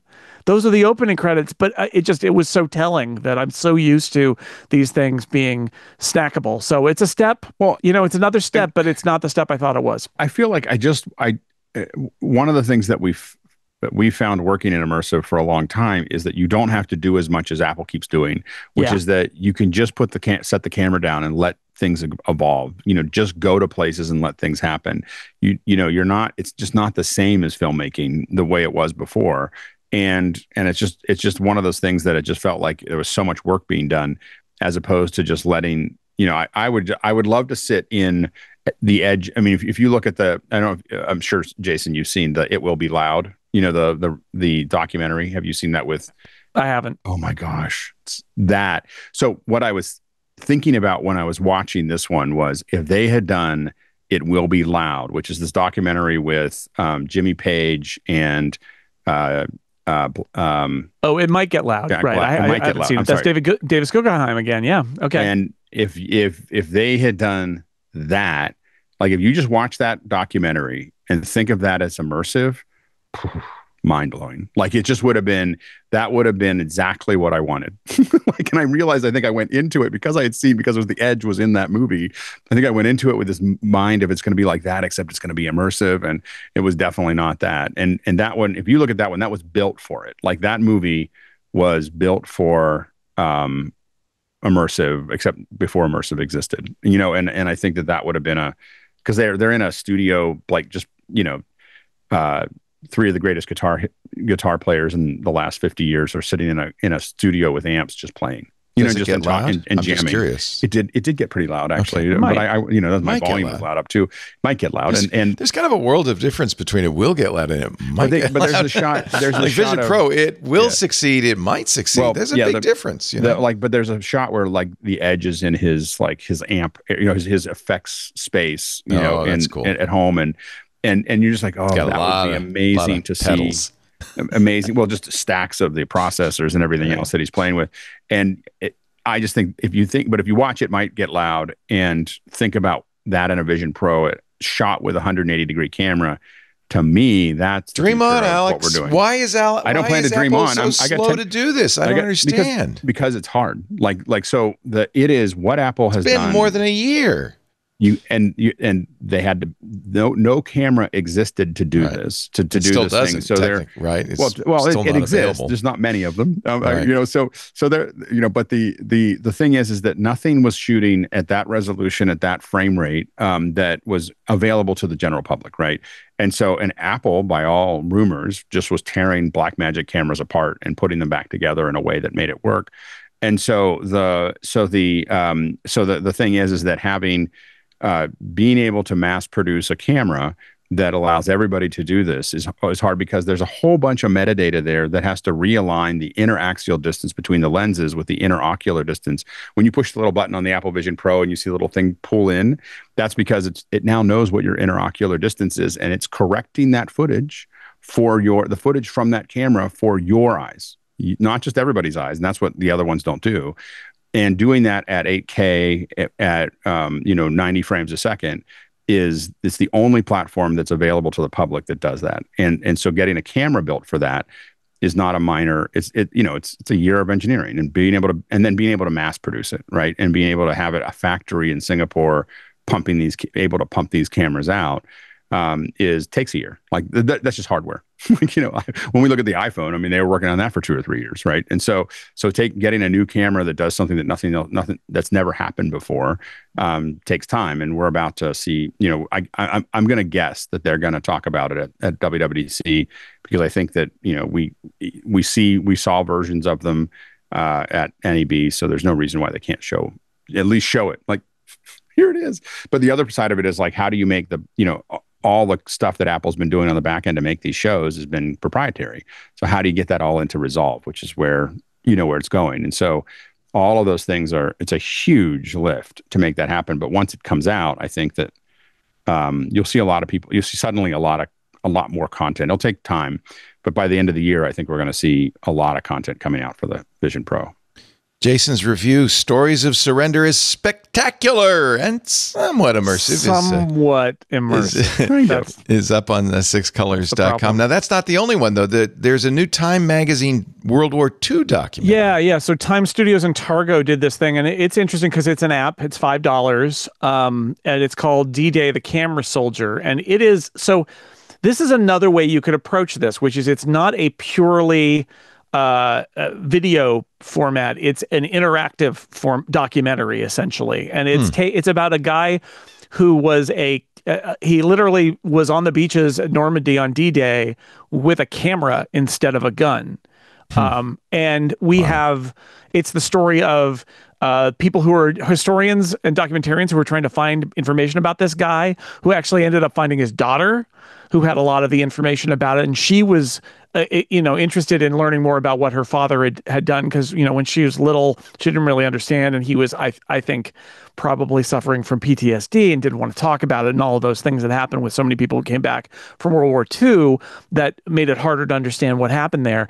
But they have his film, they have his footage, and they have his stills, because he also had a still camera. And so there's a documentarian. They go with the daughter to Omaha Beach. They're at the cemetery. They're down on the beach, but they also have his footage of D-Day. And then they have also built some immersive environments that are based on his pictures. So there is you get to stand on the open door of the boat at Omaha Beach, looking out at the gun emplacements in the beach in the moment before you go on D-Day. That's and there are a few terrifying. different kind of like locations like that. Also, there are a bunch of sort of scanned 3D objects, so you can pick up the photographs and you can pick up different objects and his dog tags and things like that. So it's interesting. It is very much an interactive documentary. It's not an immersive video, but it does have an immersive quality to it as well. I thought it was really interesting. So if you're interested in, and we are in sort of D-Day anniversary season right now. In fact, I would say if you're thinking about June 4th or if you're June thinking 6th, about right? this, Yeah. if you're thinking about this and you've got a Vision Pro, I thought this was a really interesting approach to this format where it is using, and I've seen a lot of stuff like this that's like not purely immersive, and instead what they're trying to do is combine app-based interactivity, almost like the old school CD-ROM kind of idea, right? Where it's multimedia, there's 3D content, there's an immersive location, there's video. It's all kind of like accumulating to tell this story. A really interesting idea to do a doc this way. So I liked it. I thought it was really smart. I like the innovation. D-Day, the camera sold her $5 for the Vision Pro only. At the really App good. Store. Yeah. Very smart. Very good. And that's your Vision Pro. Now you see, now you know, we're done talking the Vision Pro. Andy, why'd you take your glasses off? Glasses are just for the Vision Pro segment. Because you had Vision Pro theme A, which is the cool bebop, cool hipster version of it, and then you had the happy fun. Yeah, you got to take that off. All I can do is put these on. 1, 2, 3, hope kick, that turn, Meta kick, will turn, kick. let me see the world. These are creative choices, Leo. It's not just random. Yeah. Okay. Whatever you say. I have a process. They just woke up. Sorry, I'm now in the metaverse. Oh well. The show today, we're going to get to more of your thoughts and prayers in just a little bit, but the show today brought to you by CashFly. We've been using CashFly at Twit since the beginning. I think almost 20 years. We love CashFly's lag-free video loading, their hyper-fast downloads, friction-free site interactions. CashFly is the only CDN built for throughput. That means they can give you ultra-low latency video streaming, deliver video to over 1 million users at the same time with latency of less than a second. Whoa. Lightning fast gaming delivers downloads faster with zero lag, glitches, or outages. And they do something really cool. It's called mobile content optimization, automatic and simple image optimization. So your site loads faster on any size screen. CashFly is great. It was really important for us because we were brand new. We didn't know what it would cost. We didn't know how much bandwidth we would need. They gave us, and they will give you, flexible month-to-month billing for as long as you need it. And then once you know what you need, you can get discounts for fixed terms. The point is you design your contract when you switch to CashFly. CashFly delivers rich media content up to 158% faster than other major CDNs and allows you to shield your site content in the cloud, ensuring a 100% cache hit ratio.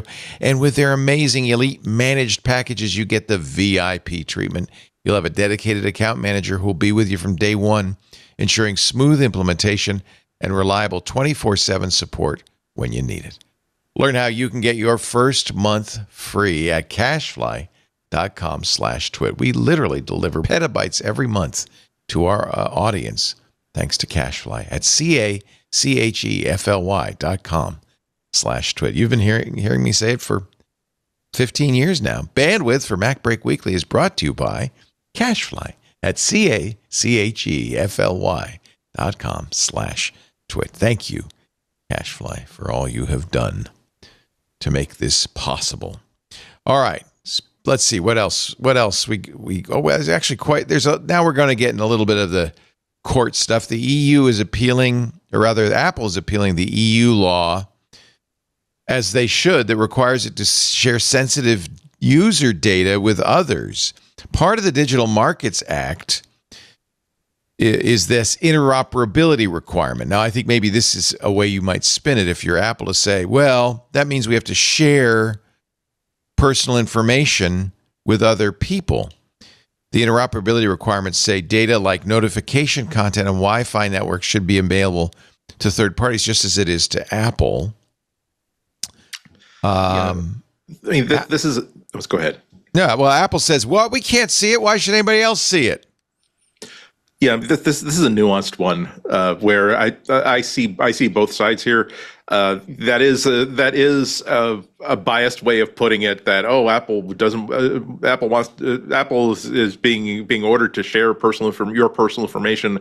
Technically, yes. One of the things that this EU requirement is trying to address is like you are building an Apple Watch that can't be competed with in any positive way by any third party because... Or these Meta glasses. I can't get an Apple notification on these Meta glasses because Apple won't allow it. And so that's, in fact, Meta is one of the companies that wants access to this information. Yeah. But there are parts of it that are like, the thing is, if you're building the entire ecosystem, there are things you can trust to yourself that you legitimately shouldn't trust to an outsider. Like there's certain biometric information that maybe you don't necessarily want to share with outsiders. It's a little bit complicated. It's not as simple as usual. It's not as simple as Apple saying, "Oh, well, we're trying to protect people," but it's also not as simple as saying Apple wants to protect its monopoly on the Apple Watch and some of its other provides. One of the big things that makes this complicated is like, okay, but what do you do about AirDrop? AirDrop is wonderful. It's one of the few things where it's like every single time I have to move a file between my phone and my MacBook or my iPad, I'm like, if I had AirDrop, this would be done in about 1/2 of 1 second. Instead of my having to basically save it to a Google Keep note and then go on this other device and download it from Google Keep or whatever. But the thing is, like, how can Apple comply with this directive without essentially creating an open version of AirDrop? And there's no international consortium that wants to do like an open version of AirDrop that Apple could then sign aboard. That's an example of this where it would be very difficult for Apple to comply. But things like the Apple Watch, I mean, I do think that Apple should have a better argument in defense of what they're doing than, oh, well, gosh, we just don't want Samsung or a third-party glasses maker to be able to see your notifications. Yes, but I bought this so I could see notifications on this device. I'm cool with it. Give me a checkbox to click to say I'm cool with it, Apple, and we'll be good. That's a good point. The only person who's asking for those notifications is the person who they're intended for. I don't know. Anyway, Apple appealed. It'll be a few months before the EU responds to the appeal. If the order stays in place, Apple would have to do this as part of iOS 19 by the end of the year. Or, I mean, the things Apple had provided a statement to the press that everybody who asks gets the same statement back.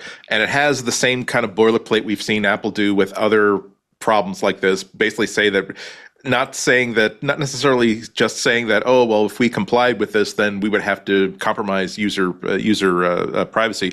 But also, if we were to comply with this, we might have to limit the functionality of our products in the EU, basically hinting that, oh, well, the way we would comply with this order is basically by making AirDrop not work at all in the EU, which is stuff that they've done before. Basically say, if the only way that we can avoid a $500 million fine every 8 months is to simply turn off this feature, we're just going to turn off the feature. Yeah. And if the EU gets too aggressive, I mean, there is some point. I mean, Apple makes like $14 billion gross in the EU, I believe, a year. If they keep on pressing down on it, there is some point where Apple may not make sense anymore. Well, they don't need to withdraw from the market, but they just say, well, we're going to turn those features off or something. Right? I mean, and this gets into that whole, like, when we talked about, Tim Cook, the choices that Tim Cook makes when he doesn't go to Saudi Arabia with Trump, because Trump could make a lot of this go away. The EU has a big talk, but if Trump just said, hey, if you keep on doing this, we're going to increase all your tariffs to 80%, the EU would probably just give up. But they can't get. Sorry, I don't think that would. So anyway, if he actually did it, but the point is that he's not going to. But he's not going to do that now because he's talking about. Now he doesn't like Apple, so maybe he's saying, Have you? I've been reading Apple in China, Patrick McGee's new book. Boy, is that a fascinating read. Highly recommended. The gist of it, at least so far, is that Apple, in its desire to make the iPhone, first the iPod and then later the iPhone, success, basically built this manufacturing capability in China. There was nowhere else they could do it, with Chinese suppliers like Terry Gao of Foxconn, who had, connections with the Chinese government. The government loved this, right? They gave him tax breaks. They gave him free land. They bought built his equipment for him. Yeah. Apple, well, that's the other thing. Apple bought all this test equipment for these. They really turned the notion of outsourcing manufacture on its head. And by doing so, created an incredible, this is what Tim Cook's achievement was, a supply chain for first the iPod and then the iPhone. No one else can duplicate it. No one else can come even close. But McGee's point is it also means that Apple is very much stuck in China, that no one else can, you can't do it in India or Vietnam or anywhere else because you're going to have to do the same thing you did in China over a period of a decade. Yeah, I think that it's a really interesting book. I'm still going through it, but one of the things that I've walked away from it with is the idea that if you believe that entering a country and then getting it to scale up to do what you need, if you believe that that is you taking advantage of the country, you need to understand that it is also the country taking advantage of you, because if you build that capacity and knowledge, they have it now and they can use it for whatever they want. And so there is a quid pro quo there of, you're not just taking advantage of of being in China, you're teaching China how to make things that they didn't make before at a level they didn't have before. And now they've got it, right? Now that all those skills are transferred. And part of it was arrogance, too, where the State Department but basically the government at the time was like, oh, no, great, absolutely do that, because China is opening up, that hopefully we want to see it transform into a Western style. Maybe not necessarily, maybe a Western style democracy was way too much to hope for, but they're hoping that they could sort of inflict a capitalist culture upon them without understanding that, China's been through that with the West way too many times, and they've learned some bad lessons from this, and they're not going to really let that happen again. Well, this is part of this is arrogance, basically coming to bite capitalism in the ass. Also, it is, the personalities matter. Like the rise of Xi Jinping matters. Like it could have been someone else with a different approach. Under Deng Xiaoping, they were headed towards capitalism, and Xi decided to put the screws. Yeah, they went from a bunch of sort of faceless leaders to a guy who basically wants to be the dictator for life, and has a much more bellicose attitude toward the West, and is much more authoritarian, and is pushing a lot harder. And I think that a lot of these bets were made when they did not anticipate that happening. Things changed. And they also, that's right. I don't think they anticipated the iPhone to be as big as they didn't know. Yeah, of course, growth. So the thing is when they were doing all of this in the aughts, they're much. It seemed like a good idea at the time. Production. Well, and this happens all the time. You start building something, and the next thing you know, it's racing forward, and you're building it all up, and you've got these foundation pins. But that's why it was in China, because they could scale. That's what Terry Gao brought to the table. Is he could build and scale up a factory in a month with 100,000 people. Right. And you can't do that anywhere else. But that's one of the reasons they did it there. Nobody starts at zero and expects the scale of the iPhone is the thing. Right. And so what happens is you start, and then the demand hits. They and had all some you idea have to because do, of the iPod. They saw the iPod explode after they opened it up to Windows. Well, the numbers of the iPod are not near the numbers of the iPhone. Not like the iPhone, right? So this I'm sure they anticipated numbers, but not the numbers that they ended up getting. This is how Foxconn won. Foxconn actually really pitched Apple that we can do this. But my point is, once you're in it, all you can do is try to fulfill demand, and it totally changes the game, right? And it's not if you went to Apple, in a time machine and said, "Here's what your iPhone volume is going to be in 2020," they would make different decisions. Yeah, they would, but that's not how it works. That's not how it works. So instead, you'd make expedient decisions, and then you wake up and you look around and you realize that you've got this enormous business that's entirely dependent on China. It's a great book as well, because it's one of those great books that come around from time to time about the computer industry that has the personalities, the stories, many of which you didn't know. It's pretty clear Tony Fadell was probably one of the biggest sources of information, which may make some of it, a little questionable, but he did interview 200 people, and it is a great story about Tony Blevins, who I really didn't know the Blevinator all that well, but he was Apple's VP of procurement, who made these draconian agreements with companies like Foxconn. He would arrive in China with a bunch of employees, and one of the tricks he would do to teach them, because he learned his chops selling used cars in high school, and he learned how to negotiate, and he would give the employees $100 and say, okay, whoever brings back the most silk ties with this $100 wins. They learned absolutely rapacious negotiation techniques. He eventually was fired over a viral TikTok, but which actually is completely fitting. But there's stories galore in this, and it really is. It's a great read. I highly recommend it. Yeah.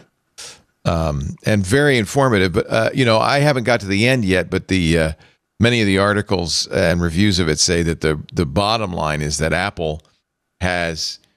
China has Apple by the short hairs. That at any point China could put the squeeze on Apple. Yep. Yeah. And also, as we've said before in this episode, Apple makes more than half of its money off iPhone sales. They cannot afford to not put an iPhone in the hands of somebody who's coming at them with money to spend on an iPhone. So it's not like they can take a 10% hit in shipments by totally change, or 20% or 30% hit in shipments by changing how they source their hardware.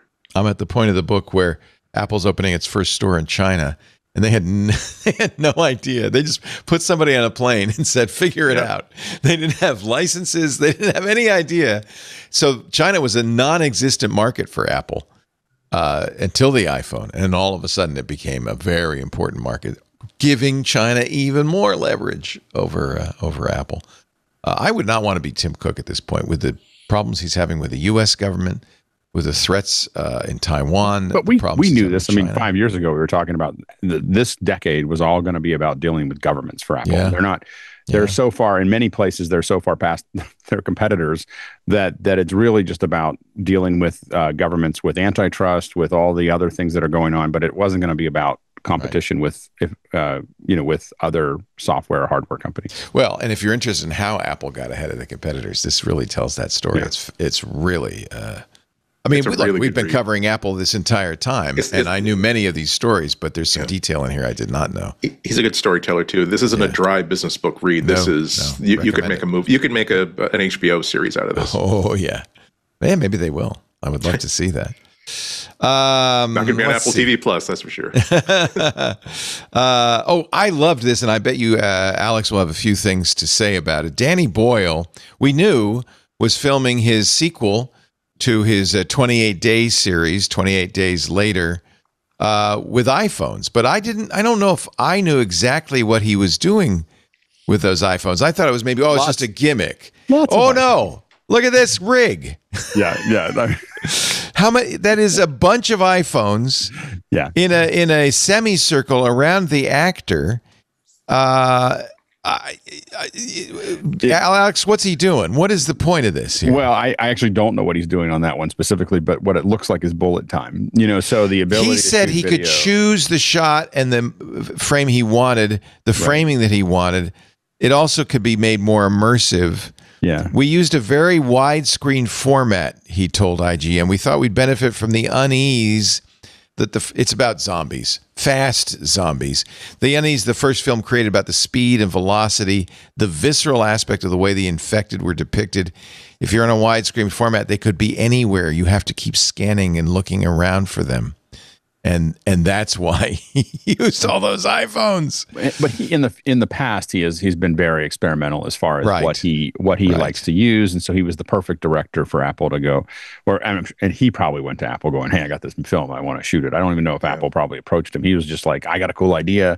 I want to do something that's out there." And the reality is, they're shooting this on 2.76 to 1. Is that unusual? Super wide. Yeah. Like it's and the problem with that wide of a format is that if the screen isn't really big, it's like looking through a mail slot.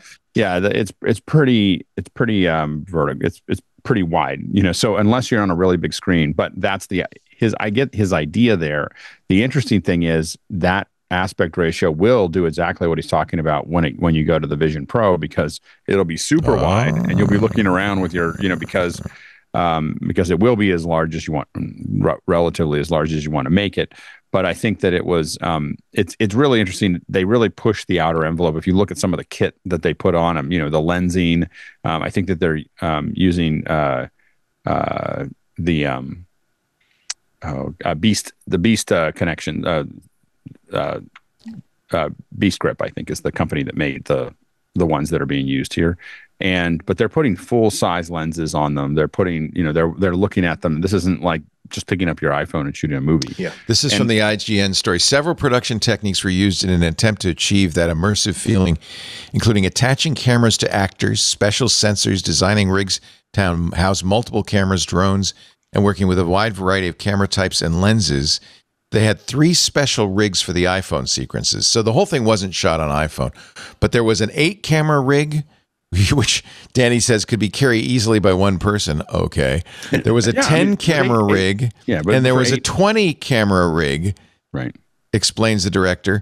I never say this, but there's an incredible shot in the second half of the film where we use the 20-rig camera. You'll know it when you see it. It's quite graphic, but it's a wonderful shot that uses that technique and in a startling way that kind of kicks you into a new world.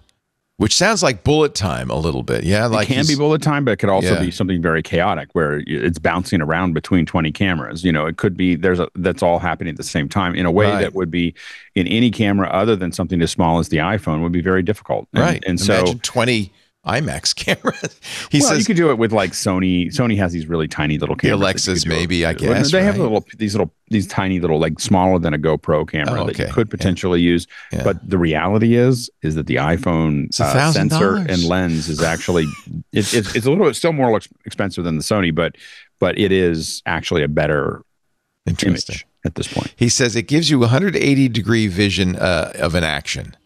And in editing, you could select any choice from it, either a conventional one-camera perspective or this is the bullet time, make your way instantly around reality, time slicing the subject, jumping forward or backward for emphasis. Oh, yeah. It sounds like it's going to be terrifying. He says, for the same reason I love jumping the line. What is jumping the line, Alex? So jumping the line is when you're actually most of the time when we make film, you think of a line and there's like 2 people talking, to each other. Here, all the cameras are on one side of the line. And usually we say crossing the line. But so all of your cameras, your wide shot, over the shoulders here are all going, the people are always talking. We're never over here, right? We don't jump over that line because that way what happens is that, and you do it in horror films and some action films. It makes viewers queasy. They lose track of where they are, right? Yeah. So we're used to this. This is what we live in. Right. And then you suddenly jump the line. Now, usually when you want to cross what we do crossing the line, we you swing the camera across the line during the shot. So you can you've moved. I've moved from this side to the other. Yeah. But if you're constantly jumping back and forth, then they don't know where you're going or what's happening. There's a scene in The Brutalist. They're at a table, sitting at a dining room table, and they cross the line suddenly in a jump cut. And I thought, it must be they didn't have the footage to not jump the line. These are all designed. If they do it, typically they do it on purpose. Like watch The Brutalist and let me know. You'll see it immediately because I saw it. It was like, wow, he just crossed the line. Yeah, usually it's a conscious decision. I mean, in most films, there's a lot of talk about every shot, and they're not shot as coverage. Most films aren't coverage. Like Danny Boyle's here is kind of halfway between design shots and coverage. When you're shooting with 20 cameras, it's kind of a coverage shot. Right. But most of the time they're designing those shots. And so if they jumped over the line, it's pretty rare that they did it by accident. It's because it's kind of a big deal. I said to Lisa, I think that was a mistake. There may have been a reason they wanted to do it. I mean, maybe they wanted to do it. Usually they don't have any cameras on the other side. Like they don't even have cameras on that side. Right. They would have. That's what I thought. Why would they shoot it from 2 different angles and then intercut? Yeah, you got to dress the other side of the set. There's because a lot of times right outside, like a pixel outside outside your frame. Oh yeah, it's a big light, and there's a mic hanging down, and so usually it's designed and it's rarely by accident. In the entertainment segment, lots of rumors about Apple, and I know you're, Jason, a big baseball fan, buying Sunday Night Baseball to add to their Friday Night Baseball for Apple TV Plus. Yeah, it looks like baseball is, ESPN may come back to the table. They're the ones who currently have it, and that deal is expiring, and they kind of walked away, and there was a little acrimony, and it's unclear about what's going on there. They may come back to this, and that would be useful since they're launching their own streaming service this fall. But I would say called ESPN, which is their over the top, like get everything that's on cable that currently is not available on streaming. It's a big deal, but it looks like what Major League Baseball is doing is weighing two major offers here. One from Apple is more money, and it's probably better reach in terms of international, but you're going to get a much smaller audience in the US because you've got to be an Apple TV Plus subscriber to watch it, presumably, and there aren't that many of those, so you're gonna have a much smaller audience than you currently reach with this showcase game. And this is the showcase game, Sunday Night Baseball. It's like only available on ESPN right now. It's sort of the end of the week. It's you can tune in and see a marquee matchup. And so they go to Apple, they're taking the money, but they're probably downgrading what that is. Or they could go to NBC, which also is in the bidding for this. And NBC, it's interesting because they have Sunday night football, and they're going to have Sunday night primetime basketball next season as well. And so this would give NBC essentially a Sunday night sports franchise all year round. But they're not going to pay as much as Apple. So Major League Baseball, it sounds like, is going to have to weigh these options and see where it's going to go. But it is interesting that Apple is in the mix. Ironically, one of the reasons Apple is in the mix is that ESPN complained that Major League Baseball was trying to charge them too much for Sunday Night Baseball and pointed to what they charge Apple for Friday Night Baseball. $85 million a year for Friday night. Yeah. ESPN pays $550 million a year, almost more than $500 million a year for Sunday night. Yeah. So and some other stuff too, including the home run derby, which they may uncouple from this entirely. It sounds like Fox kind of wants to buy the home run derby for All-Star Week, but we'll see how it goes. But Apple is a player still. I think what we've learned with Apple and sports rights is that Apple is willing to talk and they're willing to spend, but they're not willing to get in a bidding war. And we saw that, that they'll pay a price that they think is worth paying to give something a shot. But what they don't seem to be willing to go kind of like all in and pay more. Like some of these other companies, they've got other businesses going on, and they're like, okay, we'll pay a little bit more because there's ancillary reasons why having this sport is good. And Apple doesn't seem to be doing that. So this would be an interesting pickup for Apple.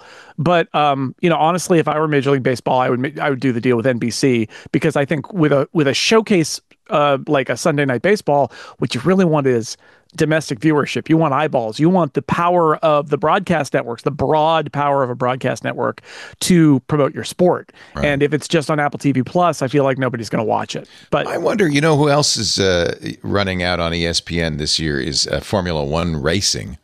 And Apple, of course, has the big F1 movie premiering later this month. And apparently Liberty, which owns the rights, actually owns it all, is having a hard time finding a U.S. buyer because all the Formula One races happen in the middle of the night. In the middle of the night. Very early morning. And maybe Apple would be a good company to buy that. Not necessarily a bad partner, other than all those issues. The problem is that they make a lot of money selling their rights to F1, obviously, in the rest of the world. Right. And what a lot of the streamers want is world rights, right? And there may be a time, and this Major League Baseball story is for 3 years of rights, and what they're trying to do is sync up all their rights deals so they can go out and all of them expire at once, 3 years, right? Yeah, so F1, I don't know. I mean, I would imagine that what Liberty Media is trying to do is sync up all their rights so that they could potentially sign a worldwide deal with somebody down the road. But right now it's just U.S. rights. And that's the big challenge, is this stuff happens in the middle of the night in most cases. And so the value isn't quite there. But it's perfect for streaming, though, because people don't watch it live, right? In the U.S. Yeah, you could. And you could put, we know you could tie it in, Apple could work on some software stuff that would, give you live readouts while you're watching, and and the Vision Pro with a virtual race track. I wonder if it's dependent on how well the movie does. If the movie does well, then there's a market. Wouldn't hurt. Finally, before we take our last break and get our picks of the week, the 2025 Apple Design Award winners for innovation, ingenuity, and technical achievement in app and game designs. Is this really are we talking the best of the best, or is this more political, you think?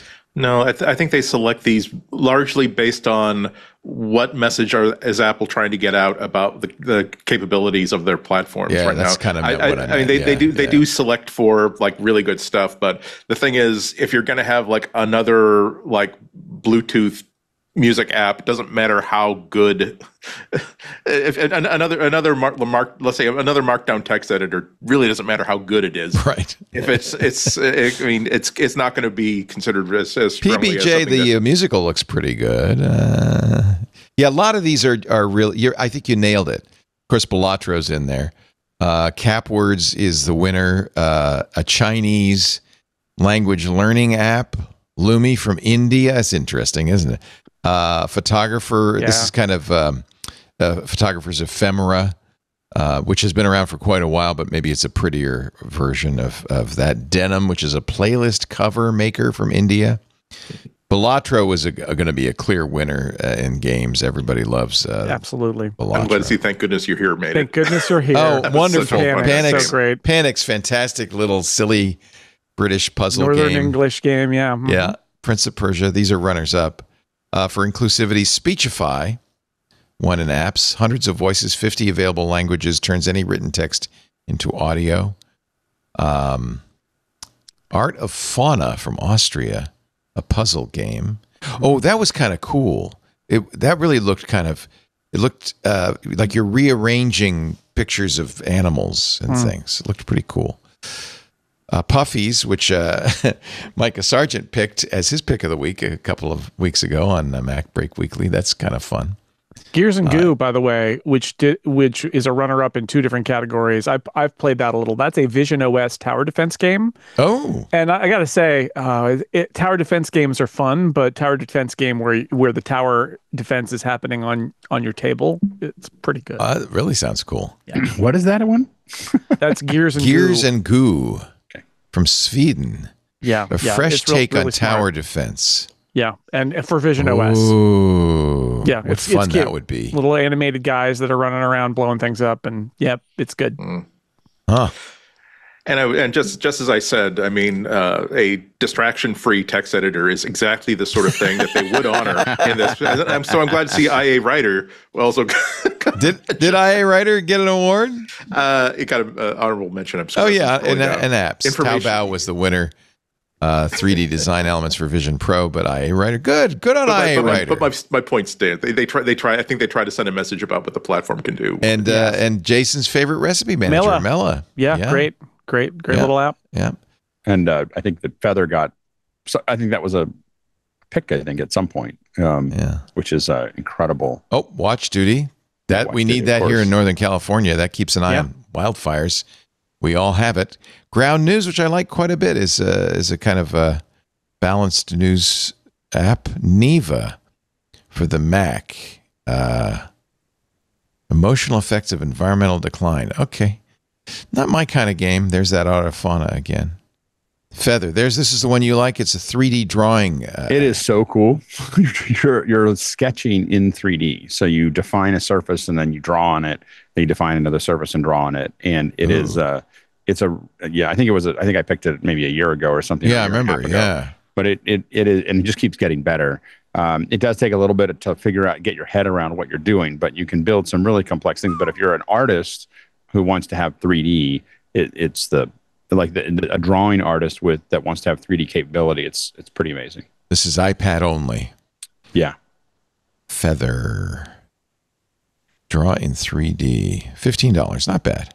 Anyway, some good, you know what? This is a good thing to look at if you're looking for a new app to install. The Apple Design Award winners at developer.apple.com in all the different categories. One other thing that is worth pointing out, that at the editorial committee at the App Store has so much power and so much influence and such a great responsibility, because Apple is not doing a really good job of helping you to simply on your own navigate the App Store and find stuff on your own. It really is the responsibility of the editors who are working at the App Store to surface really good apps for, again, sometimes for political reasons, but sometimes simply because we think this is a great app. This shows off the platform. It's really useful. We love it, and we want more people to find out about it. True for podcasts too, man. That such dependence on the podcast app and the podcast team, because there's millions of podcasts. How else is anybody going to find you? And by the way, the WWDC25 Hello playlist has just dropped, so you can get sleek or whatever it is If you wanna listen, it's out, man. Let's see. Should I start playing all those wonderful tunes? Benson Boone, Charlie XCX, Lord, Ed Sheeran, and a bunch of people I never heard of. So that'll be fun. Of course, that's just me. All right, one last break, and then your picks of the week, my friends. You're watching MacBreak Weekly with Andy, Alex, and Jason. They're so well known. They're so famous. I only need the first names. Andy, Alex, and Jason. I know who that is. Right up there with Barbara and Cher. Pick of the week. Let's start with you, Andrew Anatko. I love gallery apps. I love like image preview apps. There's so many times where I just have like I'll put in a thumb drive or I'll mount like a hard drive I haven't done in a while, and oh look, it's a pictures folder. Like, oh God, thank you, Andy. Thank you, past Andy, for not organizing any of this. I just want an app so I can just drag the folder onto an app and just show me everything that's in there and give me a really simple and clean interface for figuring out which one of these are worth keeping, copying onto Google Photos or whatever. Right now, my favorite app is Phoenix Slides because it really is just direct and clean. It's open source, and as I often say when I recommend an open source thing, it's how open sourcey is it? It's not as open sourcey as you would fear. It's not the cleanest looking Mac app, but it's not quirky or weird. It gives you like a really good field of thumbnails that you can scale up and down. At the top deck of the window, you have like you can navigate the folder structure of what you're doing. But the thing is, makes it really easy to just like click on something, click the space bar, and you're seeing it just by having to scale it up or down. It's going to fill up this entire screen. Makes it really easy to discover like which ones of these. Oh, I've got 3 pictures that seem to be about the same. Okay, but this one is high resolution. This one is screen resolution. Great, I'll save this one, and then just simply drag it into the Finder or drag it onto something else. It's open source, so it's free. And you can't beat that. I was looking for different apps like this about a month ago. Apollo One is also if you want something that's a lot cleaner, that looks a lot more like an Mac app, Apollo One is worth looking at. Very fast, very easy, very pretty looking. It is that they want money for it because they put a lot of effort into it. So if you're looking for something if you're not afraid to pay a small subscription fee, by all means, take a look at Apollo One. But Phoenix Slides, despite the word, it must be a really old app. If they it's Slides, it's for doing slideshows. No, it isn't. It really is just an easy preview and organizer app. And I like it. Yeah, it's really cool. Yeah, it's very straightforward, very simple. Yeah, it's almost as if they took like the Finder's built-in like gallery view and just said, this is 30% of the solution. Let's write the other 70%. Yeah, I like it quite a bit. All right, and it's free. Phoenix Slides from Gold Mountain Software. Mr. Alex Lindsay, your pick of the week. So it all started when I lost the controller for my my air conditioner. So I have an air conditioner in my room. Oh dear. My wife likes the tropics, and so the rest of the house is kind of very warm all the time. But I like sure you do. You're 65 degrees. Broadcaster. Yeah. And so I like it to be cold. And so anyway, but I have this little air conditioner that's in mine that cools just my one room. And I lost the controller. And so I was trying to figure out how to manage that.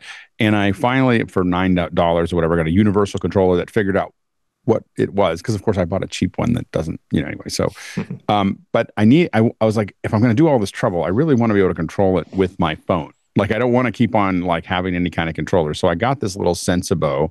So Sensibo basically,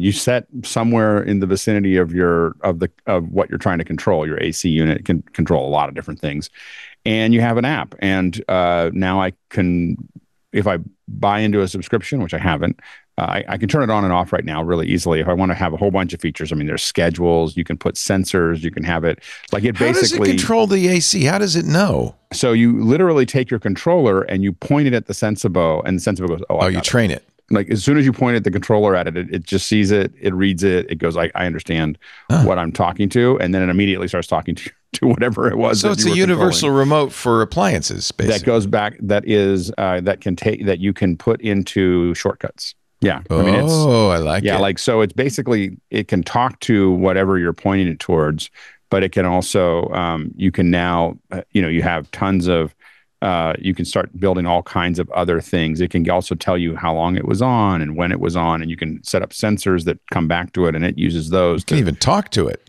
Yeah, you could just, I can now, I haven't quite set it up yet, but I will be able to say, hey, turn on the air conditioner, or have it pay attention to when I came back home, it turns it on, or when I leave, it turns it off. All those things are, there's geofencing and so on and so forth. So it can decide, when it's going to turn my air conditioner back on or when it's going to turn it off. Like, oh, he's gone for the day, let's turn it off. Let's not pay for that.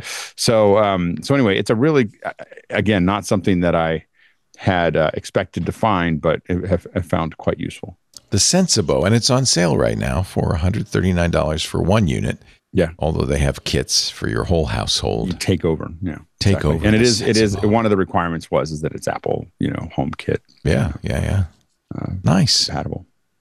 Thank you, Alex. I guess that leaves you, Mr. Jason Snell. What's your pick of the week? All right, I'm going to pick the Theater app by Sandwich. Lonely Sandwich. It is a Vision Pro app, and this is relevant. So first off, it's a really nice app. It gives you a bunch of virtual theaters. You can watch your own video, but it's got a catalog. You can rent or buy a bunch of different stuff. They've got a bunch of 3D movies. They've got or 3D like documentaries. They're like nature stuff.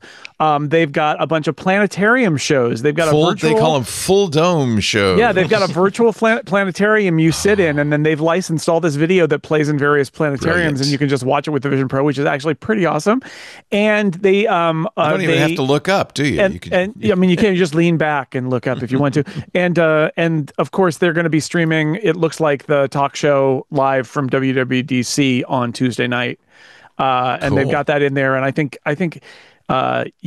maybe it's free in 2D and you pay for 3D or something like that. I don't know what they're doing with that. I just saw that this morning when I was trying it out. But it's a great little app. It will play your own videos, or it'll play stuff that's in the store. And again, fun catalog. They seem to have unearthed a bunch of interesting 3D content and the planetarium content that and applied it to Vision Pro, which I think is a really smart idea as well. So it's a free app, and then there's a bunch of previews of content, so you can just sort of check out the previews and see how it's like to sit and watch that planetarium show. And then they're also doing apparently the talk show live on Tuesday, like they did last year. I think they premiered this with that event. Right. So it's back. This is the new version, 3.0. I love planetariums, so I'm pretty excited about the planetarium. Yeah, that's a great idea. Yeah. Talk about a way to get content. That's stuff that doesn't go anywhere, right? Like, other than being at the planetariums, like, who can ever see that? Right. And so they've seemed to have licensed a bunch of planetarium stuff, so you can make your own planetarium at home. Nice. That's awesome. Adam Lissagor still at it. Good for him. Yep. Lonely Sandwich. Yep. Now just Sandwich. Yeah, Sandwich.vision. No longer lonely. He's just a sandwich. Yes, exactly. So it's called Theater. Good for him. Theater. Do you know who John's going to have on the stage? I do not. The Apple executives turned him down. Yeah. I do not know. I'll be there, but I don't know what he'll have. That's interesting. I will not be on stage unless he calls me up. I bet Adam will. I'm just thinking this might be a chance for Adam to jump in there. Maybe so. Do you think he's getting punished by Apple for losing faith in Cupertino? I don't know. I mean, nobody. Look, you can never take access with Apple for granted. It comes, it goes. You just got to kind of get over it. And I know that. You know that. I know that. It happens. I think that I think that's a pretty good stage for them to be on. That I think that if all they're doing is doing it out of spite, then they're probably shooting themselves in the foot. Yeah, I also think maybe with things the way they are and the negativity around Apple Intelligence, the negativity around some of the court cases, I think maybe there's a larger kind of let's just lay low and control everything. And so I wouldn't be surprised if there's really no availability of executives and just the videos, and they leave it really limited, and certainly no live on stage in front of an audience that is not chosen by Apple.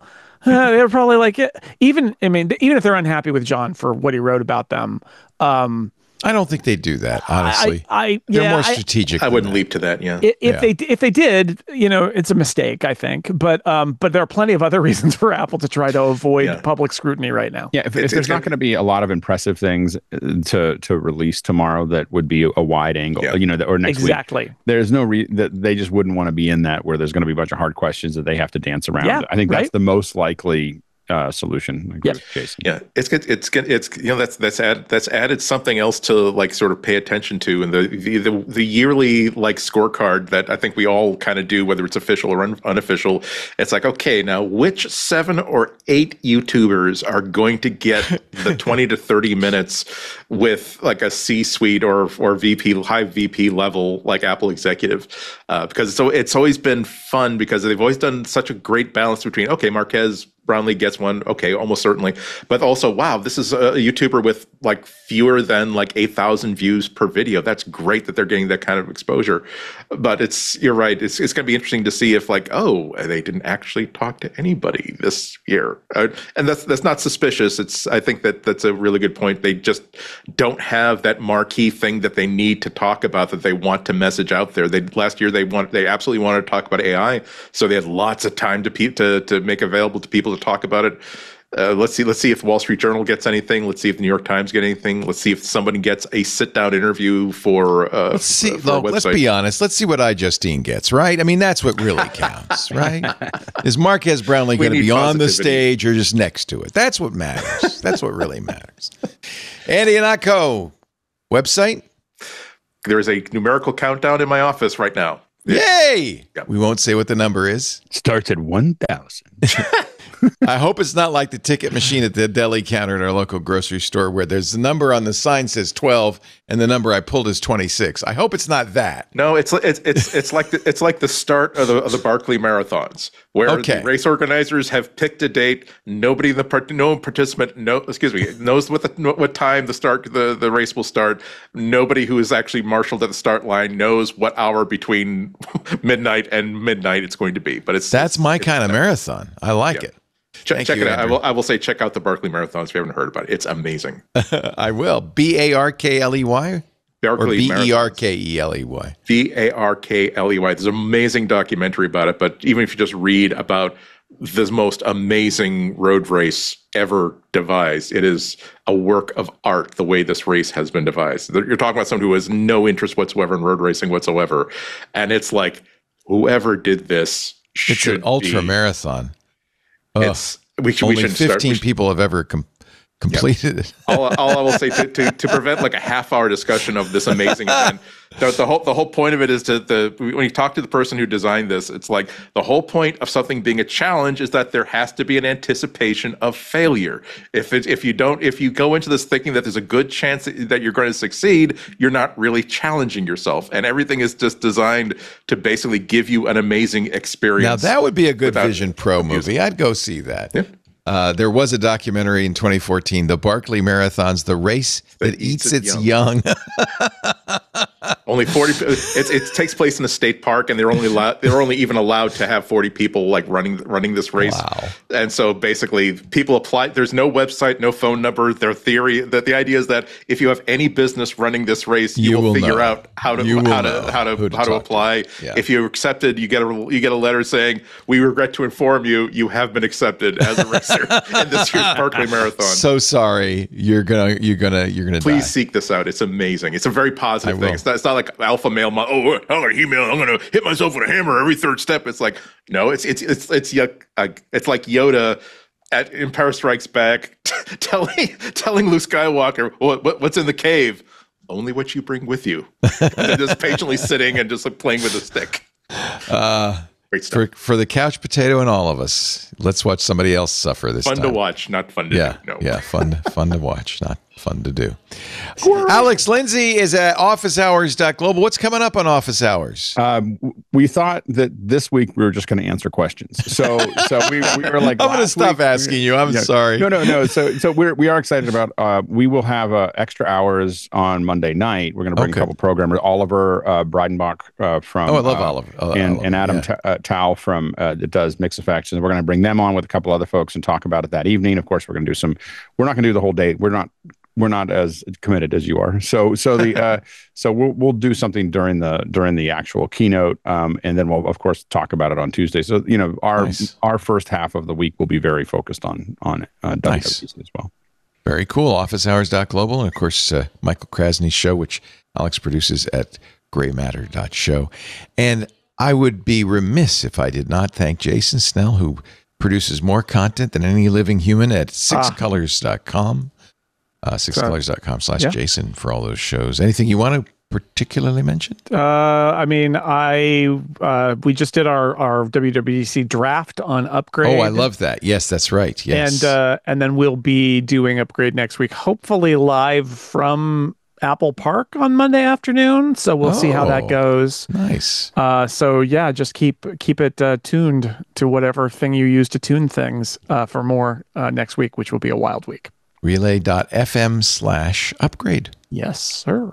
Very nice. Yeah, I always like to listen to the draft ahead of time to know what I'm looking for. Do you make a bingo card or anything like that? I mean, the draft is my bingo card. I mean, we picked 14 each, so there's lots of random things in there this year, which should make for a really nice random selection of who wins and who loses. Did anyone pick the line which I didn't think of until Alex started talking about what he was expecting for WWDC? The line, "Our people love the Apple Vision Pro." I think that's. I want that to happen. Not that, but there are some stagecraft picks in there, so we'll see. We'll see whether I made a mention to, like an Apple. Is there an Apple TV or F1 reference somewhere in the regular presentation or not? Stuff like that. Are they gonna actually mention that there's something that they failed to do last year that they're doing this year, or are they gonna just glide on by? We made some picks. We'll see. Yeah, they're all there at upgrade.cards. You can get your draft picks. Score at home. Score at home for fun. Maybe we'll do that. Maybe we'll do Mike, that. Give a running update about who's doing. Hurley's winning. Hurley's winning. Yeah. Oh no! He's on a streak now. So, thank you all. We do MacBreak Weekly, which is also fun to watch and, believe it or not, fun to do every Tuesday, 11 a.m. Pacific. That would be 2 p.m. Eastern Time. That would be 1800 UTC. I mention that because you can watch us live. Of course, if you're in the club, you get behind the velvet rope access in the Club Twit Discord. But there's also YouTube, Twitch, TikTok, Facebook, LinkedIn, X.com, and Kick.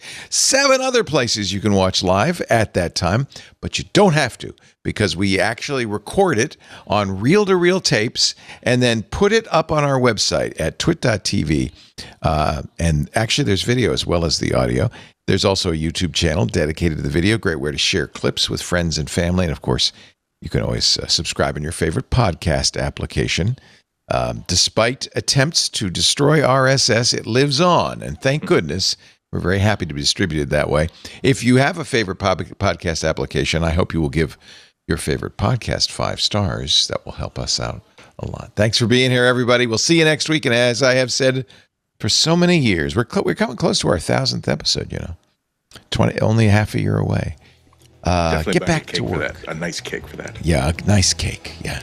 Get back to work because break time is over. Bye. Hey, focus up. That is what I said to Hands on Tech when we looked at the relaunch. It is time for us to focus on one topic at a time and make sure we're answering that question. I am answering that question as thoroughly as possible. If you are a member of Club Twit, you can watch the video version of this show completely ad-free. Of course, listen to the audio version ad-free. If you're not a member, the show will still be available to you in both ways. You can watch the video on YouTube with ads, or you can watch the audio as you always have. Listen to the audio as you always have in our feeds. In any case, you gotta tune in to Hands on Tech because I guarantee there's going to be a question you're going to want to have the answer to. And from time to time, I also review a gadget, a gizmo, or something of the sort. You gotta check out Hands on Tech, and I can't wait to get your question.